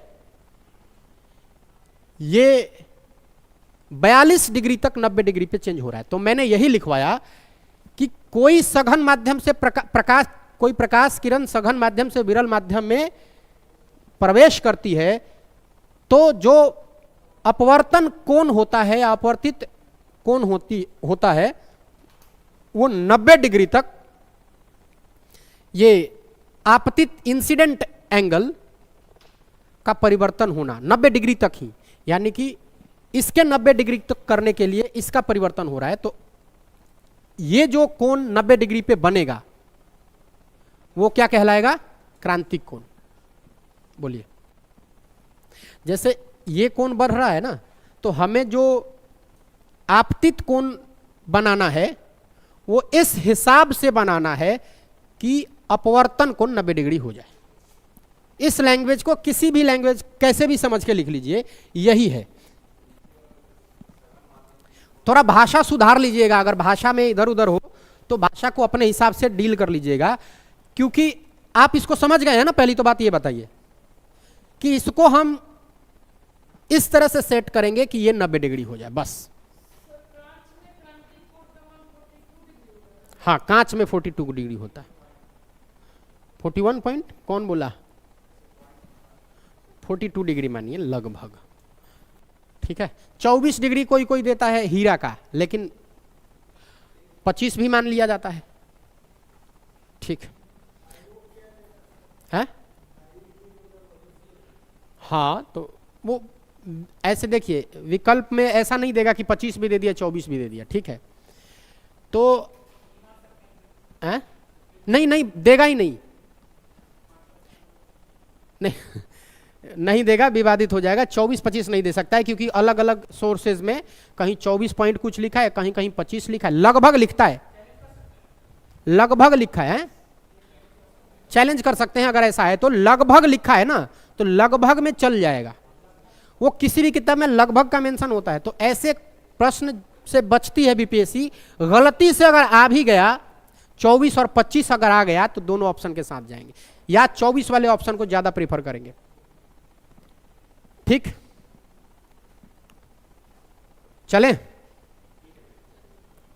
अब हम ये हमने सीखा क्रांतिक कोण, क्रिटिकल एंगल। तो इंग्लिश में कैसे लिखेंगे? The incident angle, when the incident angle for the refracted angle is 90 degree. मतलब जो आपतित कोण होगा वो 90 डिग्री तक पूरा होने के लिए, जो हाँ, अपवर्तित कोण 90 डिग्री के पूरा होने के लिए जो इंसिडेंट कोण बनेगा वो कोण कहलाता है क्रांतिक कोण या क्रिटिकल एंगल। अब आगे बढ़ें, चलिए अब हम सीखेंगे पूर्ण आंतरिक परिवर्तन। क्या ये इमेज आपको ध्यान में है? अभी हम दूसरा इमेज बनाएं। चलिए, ये मान लीजिए ये ग्लास है, ठीक। अब ये ग्लास में से आपको, फिर हमने क्या किया,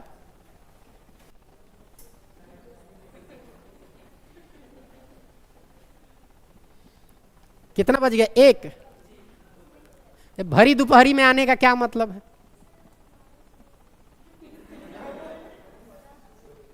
इतना धूप में, इससे अच्छा है कि सुबह ही चल जाए बिना खाए पिए।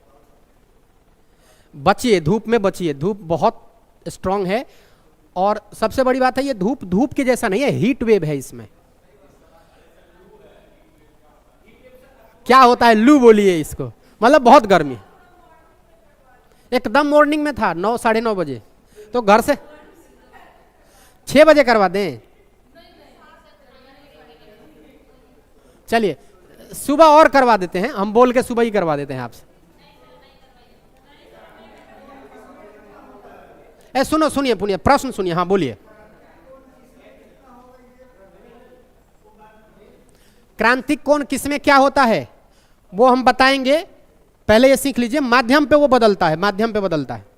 हाँ जी सुनो, अब इधर सुन लिए। जैसे मान लीजिए कि एक वही काम जो क्रांतिक, तो क्रांतिक होता है कि मान लीजिए एक कंडीशन ये है कि हमने इस एंगल को रिफ्रैक्ट करवाया और यहां है हमारा नॉर्मल, और यहां से लाइट रिफ्रैक्ट बेंड हुई, तो ये बेंड ऐसे कर लेते हैं कि यही हमारा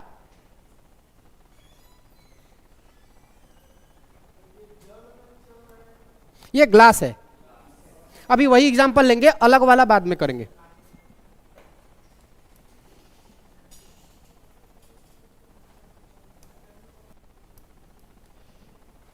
तो मान लीजिए कि ये 42 डिग्री है, ठीक है। तो ये 42 डिग्री कौन सा एंगल है? Critical angle. तो एंगल कितना होगा? ये 90 डिग्री होगा।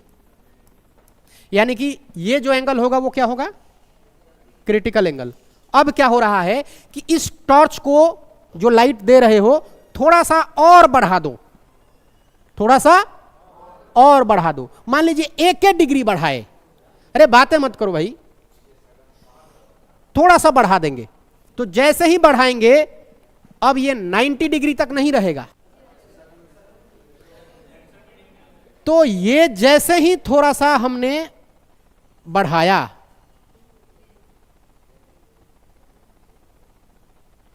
अब ये जो एंगल है अब हमने कर दिया मान लीजिए 43 या 45। अब ये क्या होगा, यहां से 90 से ऊपर तो जाएगा नहीं, ये इधर आ जाएगा। तो अब जो इंसिडेंट है और जो रिफ्रैक्टेड है ये दोनों क्या हो जाएंगे, बराबर। ठीक है।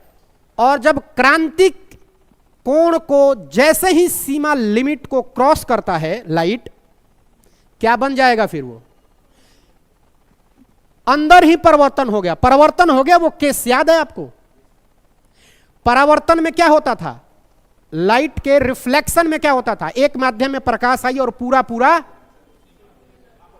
वापस। लेकिन ये जो हो रहा है अंदर हो रहा है, एक माध्यम के अंदर, जैसे यहां आया और अंदर ही अंदर इसका क्या हुआ, वो एक ऐसा सरफेस था जिस सरफेस से लाइट अंदर नहीं जा सकता है, बट ये एक ऐसा सरफेस है जिसके अंदर लाइट ट्रांसमिशन डिविएशन हो सकता है, फिर भी लाइट ऊपर नहीं जाके कहां गया, अंदर। इसीलिए इसको पूर्ण आंतरिक परावर्तन कहते हैं, क्योंकि अंदर ही अंदर इसका क्या हो जाता है, परावर्तन हो जाता है, बाहर नहीं जाता है। आप कहिएगा कि सर तो उसको कहे नहीं बोलते हैं, भैया उसमें कोई चांस नहीं है, वो जाएगा ही टकरा के ऊपर, तो वो आंतरिक नहीं है, वो एक माध्यम है, दूसरे माध्यम में इन करने की उसको जरूरत नहीं है। इसमें संभव था लेकिन आपने एक खास एंगल पे सेट करके इसको थोड़ा सा बढ़ा दिया, टिल्ट कर दिया है, तब ऐसा हुआ है कि ये लाइट इधर आगे ना जाके अंदर ही अंदर इसको क्या बोलते हैं, परिवर्तित हो गया। तो हम बोलेंगे ये हुआ है पूर्ण आंतरिक परावर्तन, टोटल इंटरनल रिफ्लेक्शन। क्या ये बात समझ में आई? हाँ, मीडियम के अंदर ही ये परिवर्तन होगा। हाँ बिल्कुल, जैसे फाइबर दूर संचार में,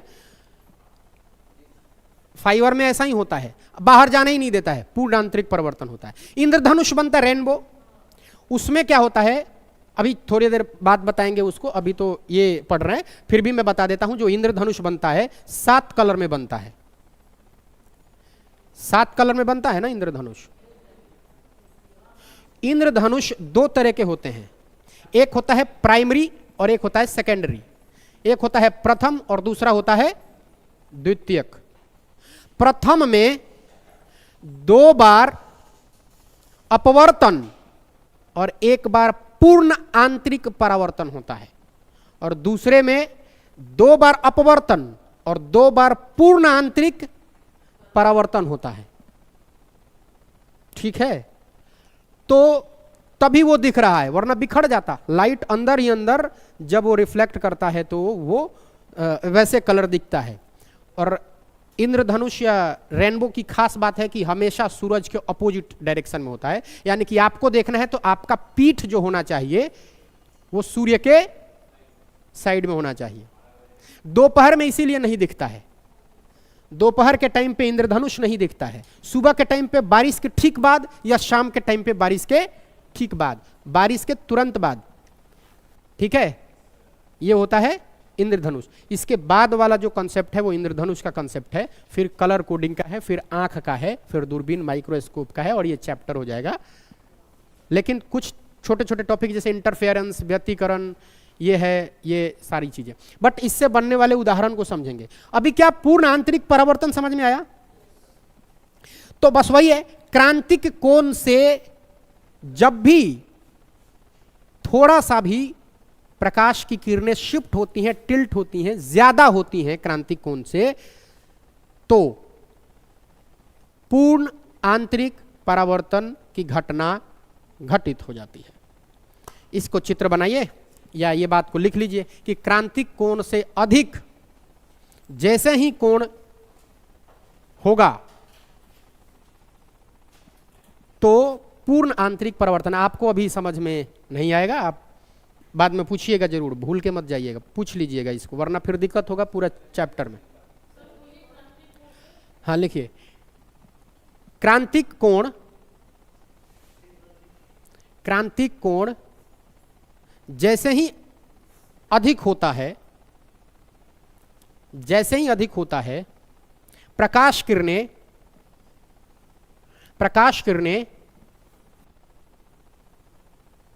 माध्यम के अंदर ही परावर्तित हो जाती है। क्रांतिक कोण से क्या बोला मैंने शुरू में? क्रांतिक कोण जैसे ही अधिक हो जाता है, प्रकाश की किरणें अंदर ही परावर्तित हो जाती हैं,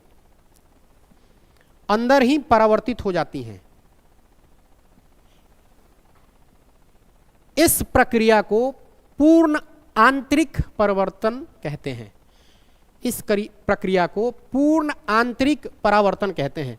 किताब का भाषा थोड़ा सा इधर उधर हो सकता है, ये सामान्य भाषा जो हम बोलचाल में आप समझ रहे हैं उसकी भाषा में लिखवा रहे हैं, तो इसको समझिएगा सिर्फ। पूर्ण आंतरिक परावर्तन कहलाता है। क्रांतिक कोण से अधिक कोण होते ही प्रकाश किरणें अंदर ही उसी माध्यम में परावर्तित हो जाती हैं। इस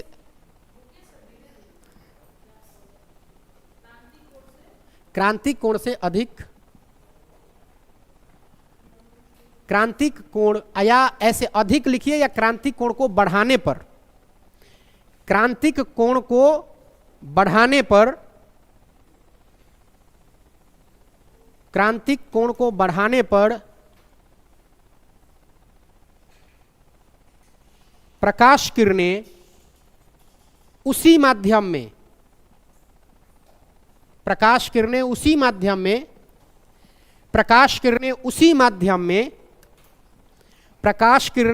माध्यम में पूर्णतः परावर्तित हो जाती है। इसको बोलते हैं टोटल इंटरनल रिफ्लेक्शन, पूर्ण आंतरिक परावर्तन। क्या बोलेंगे इसको? पूर्ण आंतरिक परावर्तन। ये किसी भी माध्यम के लिए हो सकता है, ये तो ग्लास है, फिर शीशा के लिए हो सकता है, डायमंड के लिए हो सकता है, अलग अलग माध्यम के लिए। मान लीजिए थोड़ी देर के लिए, अभी मैं माध्यम चेंज कर रहा हूं, राइट? अच्छा लिखिए। अच्छा, समझने के बाद अपना दिमाग क्यों नहीं यूटिलाइज करते हैं कि ये बात हम समझ गए, तो हम अपने समझने के लिए एक लाइन में कैसे लिखेंगे इसको? नहीं, गलत कैसे हो जाएगा? बात समझ गए ना भाई कि क्रांतिक कोण बढ़ेगा, उसका परिवर्तन अंदर ही हो जाएगा, यही है क्रिया। पूर्ण आंतरिक परिवर्तन, जब अपवर्तन कोण का मान क्रांतिक कोण से अधिक होता है तो प्रकाश किरणें उसी माध्यम में पूर्णतः परिवर्तित हो जाती है।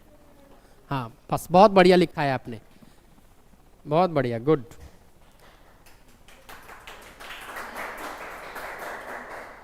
अब ताली बजाने का इतना ही शौक है तो अब बजाओ। अरे रुको, कुछ बोल तो लेने दो। क्या दुख है समंदर को बता भी नहीं सकता, क्या दुख है समंदर को बता भी नहीं सकता, आंसू की तरह आंखों तक आ भी नहीं सकता। क्या दुख है समंदर को बता भी नहीं सकता, आंसू की तरह आंखों तक आ भी नहीं सकता। तू मुझसे खफा है तो खता इसमें तेरी क्या, तू मुझसे खफा है तो खता इसमें तेरी क्या, हर शख्स मेरा साथ निभा भी नहीं सकता। वाह भाई, ये बात मैं जानबूझकर ऐसा बोलता हूं। मेरे पास साहित्यिक दार्शनिक भी हैं, बट तुम्हारी उम्र के लिए सूट नहीं करेगा, ठीक है? तो जितना शेर मैं इस मामले पे कह सकता हूं, उतना ही भक्ति मार्ग का भी कह सकता हूं, माताओं पे भी कह सकता हूं, पिता पे कह सकता हूं, भाई पे भी कह सकता हूं, बहन पे भी कह सकता हूं। वो मेरे फिंगर टिप्स पे हैं, बस मसला आना चाहिए,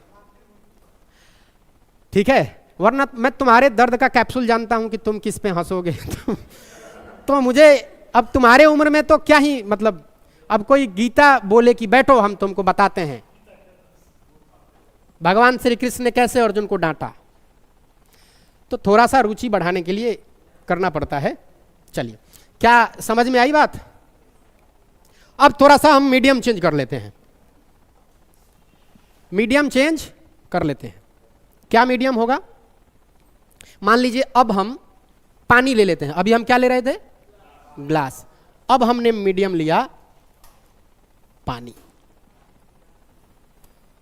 पानी का नाम लेने मात्र से दिमाग में कल्पना आ जाती है पानी होगा और वो ठंडा होगा, अभी गर्मी के दिन में, और मान लो कि ठंडा का दिन है और पानी की कल्पना करो, ठंडा पानी, देखो वो नींबू पानी कर रहा है। भाई नींबू पानी किसी और ट्रीटमेंट के लिए होता है हाँ, चलिए माध्यम बनाना है।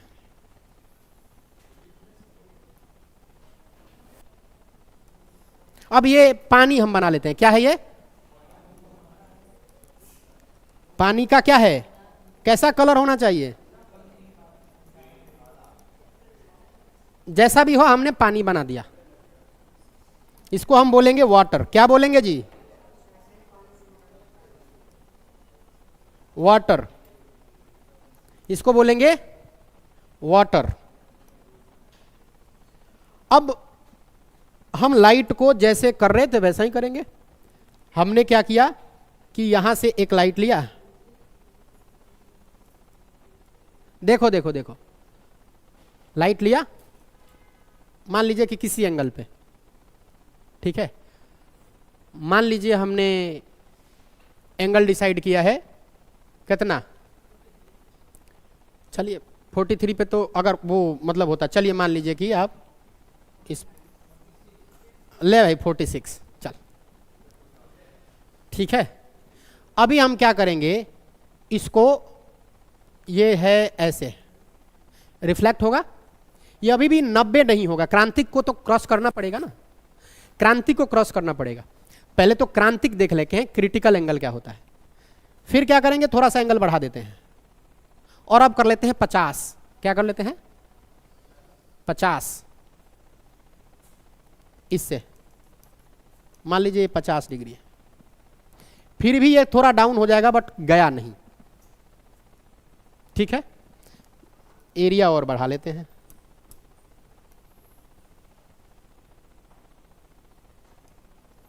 ये है हमारा। अब मान लीजिए क्या है कि यहां से हमने एक लाइट लिया और इसको कर दिया 58। कितना कर दिया? 58। 58 ही होता है जल का, मतलब इतना करेंगे जिसमें कि ये 90 डिग्री का हो जाए। मुझे थोड़ा सा इस पे, ये 58 ही होता है शायद, फिर ये क्या हो जाएगा, 90 डिग्री हो जाएगा। तो जल में क्या होता है, मैंने क्या, अब इससे क्या सीख रहे हो कि जो क्रांतिक कोण है वो माध्यम के अनुसार क्या करेगा, चेंज होगा। ये वही कॉन्सेप्ट है, जब मैंने पहले स्लाइड में जब शुरू किया था तो मैंने बताया था कि भाई एंगल ऑफ रिफ्रैक्शन जो है हमेशा माध्यम पे निर्भर करता है। माध्यम जैसा होगा वैसा क्या होगा, वैसा एंगल होगा, एंगल ऑफ क्रिटिकल एंगल होगा। तो मुझे अब इस संदेह से निवृत्त हो जाना चाहिए कि आप लोगों को क्रिटिकल एंगल समझ में आ गया है, पूर्ण आंतरिक परावर्तन आ गया है, ठीक है। कल एक लिस्ट देंगे जिसमें कुछ माध्यम होंगे 8-10, और उसी में 8-10 ये जैसे क्रिटिकल एंगल किसका किसका है, जैसे हीरा का 25 होता है, ठीक है, हीरा का लगभग 25, वैसे ग्लास का कितना 42, वैसे इसका 58 या 53 में मुझे पता नहीं क्यों कंफ्यूजन हो रहा है, बट मैं लिस्ट दे दूंगा, आप लिख लीजिएगा एक ही साथ। सब आंतरिक समझ में आ गया, पूर्ण आंतरिक परावर्तन। चलिए अब हम जो सीखेंगे आगे, इसके बाद का कंसेप्ट वो ये सीखेंगे कुछ उदाहरण, कि कौन से उदाहरण इसको फुलफिल कर रहा है पूर्ण आंतरिक परिवर्तन का। तो मृग मृचिका देखे हैं आप, जैसे ऐसा हुआ है कभी कि आप अभी धूप में चल रहे हैं, खूब कड़कती धूप में, और जब आप लॉन्ग टूर में जाइएगा ना, जैसे रोड पे वैसे दिखिएगा बाहर भी, तो कुछ दूरी पे ऐसा लगता है पानी गिरा हुआ है। कुछ दूरी पे क्या लगता है कि पानी गिरा हुआ है, दरअसल वो पानी है नहीं। वो क्या होता है, मृग भ्रम है, वो एक ऐसा प्रतीत होता है, वास्तविकता कुछ और होती है। ये किसके कारण होता है? प्रकाश का दरअसल माध्यम में ही परिवर्तित होने के कारण होता है, कंप्लीटली, पूर्णता, जिसको बोलते हैं पूर्ण आंतरिक परिवर्तन, जिसके कारण मृग मृचिका का भ्रम पैदा होता है। यह कई बार परीक्षा में पूछा गया प्रश्न। कोई दिक्कत इसमें? कोई दिक्कत है कि मृग मृचिका किसके कारण होता है?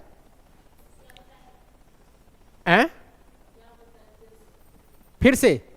अच्छा, देखिए, जब आप धूप में निकलिएगा ना, धूप में, तो सड़क को देखिएगा, खासकर अगर ब्लैक, ये जो अभी हमारा सड़क है बाहर, जब जाइएगा दूर देखिएगा तो आपको लगेगा कि कुछ दूरी पे ना, धूप के वजह से कुछ दूरी पे पानी बिखरा हुआ है। दरअसल जब पास जाइएगा तो पता चलेगा कि पानी नहीं। ज्यादातर ये घटना रेगिस्तान में होता है, जहां चिलचिलाती धूप होती है। वहां क्या होता है, पूर्ण आंतरिक परिवर्तन ज्यादा होता है। आप दूर रहिएगा और दूर से देखिएगा तो पानी दिखाई देगा, मतलब पास जाते ही वो भ्रम टूट जाता है और फिर पता चलता है कि अरे अरे ये तो भ्रम था। कभी ऐसा आप लोगों के साथ नहीं हुआ है कि ऐसे सोच रहे हैं? नहीं हुआ है कभी? नहीं। तो जीवन को जैसे ऐसे जीना चाहिए, अनुभव करके, कुछ कुछ एक्सपेरिमेंट करके। तो जब आज जाइएगा, सुनिए, आज ही कर लीजिएगा एक्सपेरिमेंट, सड़क पे जाइएगा और दूर देखिएगा, आपको लगेगा सड़क पे पानी है।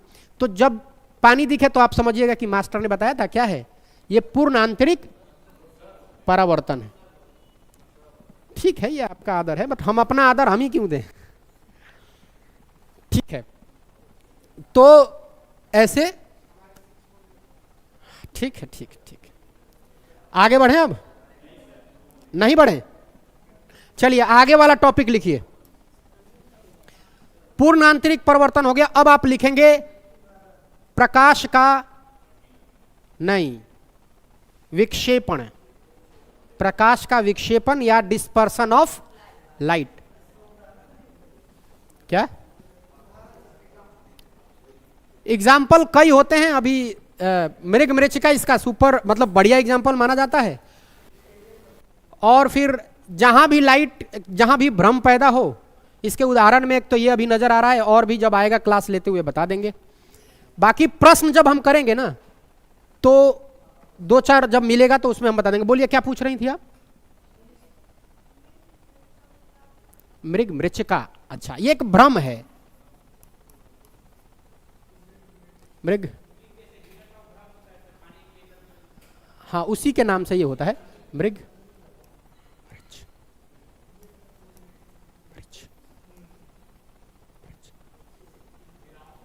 मृग मृच।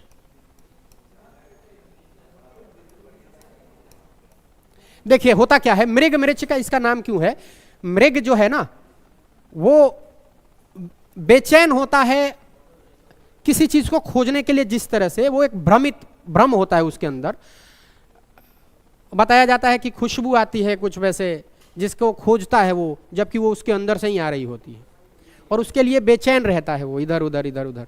ठीक है, तो उसके इस भ्रम को बताया गया है। जब भी आप, होता क्या है सुनिए, जब भी आप चिलचिलाती धूप में जब दूर देखिएगा कुछ दूरी पे, तो आपको ऐसा प्रतीत होगा कि वहां पानी है। ये अभी भी होगा, जब भी आप बाहर जाइएगा तो ये बात सोचिएगा कि जो मैं बोल रहा हूं, दूर देख के देखिएगा, सड़क पे पानी बिखरा होता है। उसको क्या बोलेंगे? मृग मृचिका।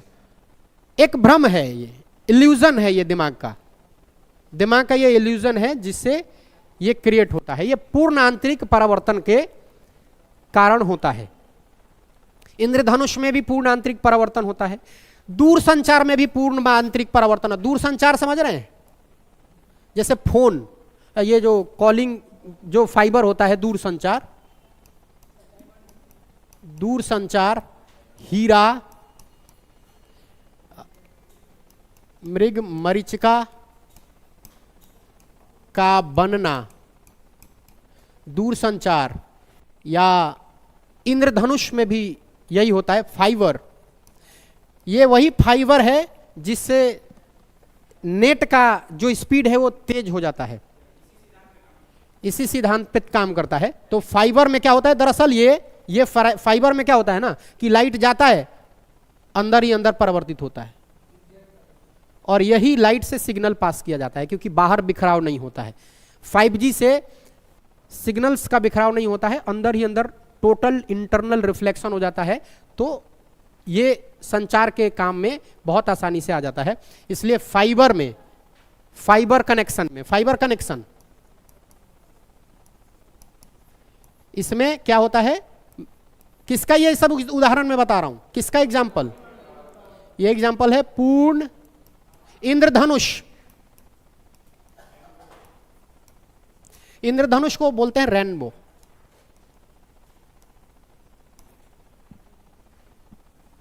पूर्ण आंतरिक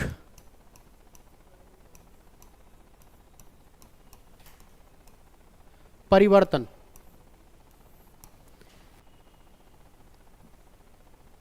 ठीक है।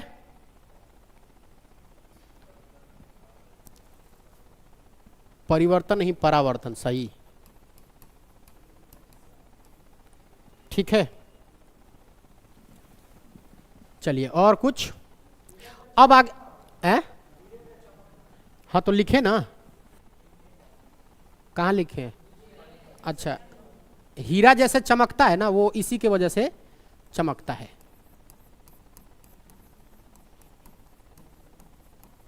हीरे का चमकना, या जो इंद्रधनुष होता है दो तरह से होता है। तो जो प्राइमरी इंद्रधनुष होता है, अभी थोड़ी देर बाद बताऊंगा वो क्या होता है। तो प्राइमरी ज्यादा चमकता है और जो सेकेंडरी होता है वो कम चमकता है, ठीक। तो किसी चीज का चमक जो है, जैसे हीरे का जो चमकना है, इतना ना इंटरनल, पूर्णतः इंटरनल जो रिफ्लेक्शन है, कंप्लीट पूर्णतः आंतरिक परावर्तन, वो बहुत ज्यादा होता है किसमें, हीरा में। तो हीरा बहुत ज्यादा, क्योंकि वो इसकी आकृति भी कुछ यूं होती है, मान लीजिए ये 3D में ऐसे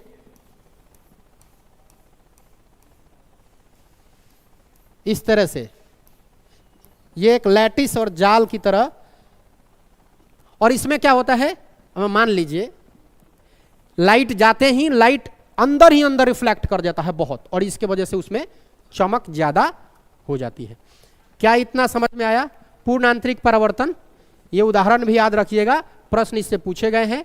और अब जब हम कल आएंगे तो आपके पास, अब तक हमने जितने लाइट में पढ़े हैं, एक एक चीज पे आपको MCQ मिलेगा। अब जो हमारा टॉपिक है, इसके आगे का टॉपिक, वो है लाइट, प्रकाश का विक्षेपण, लाइट का विक्षेपण।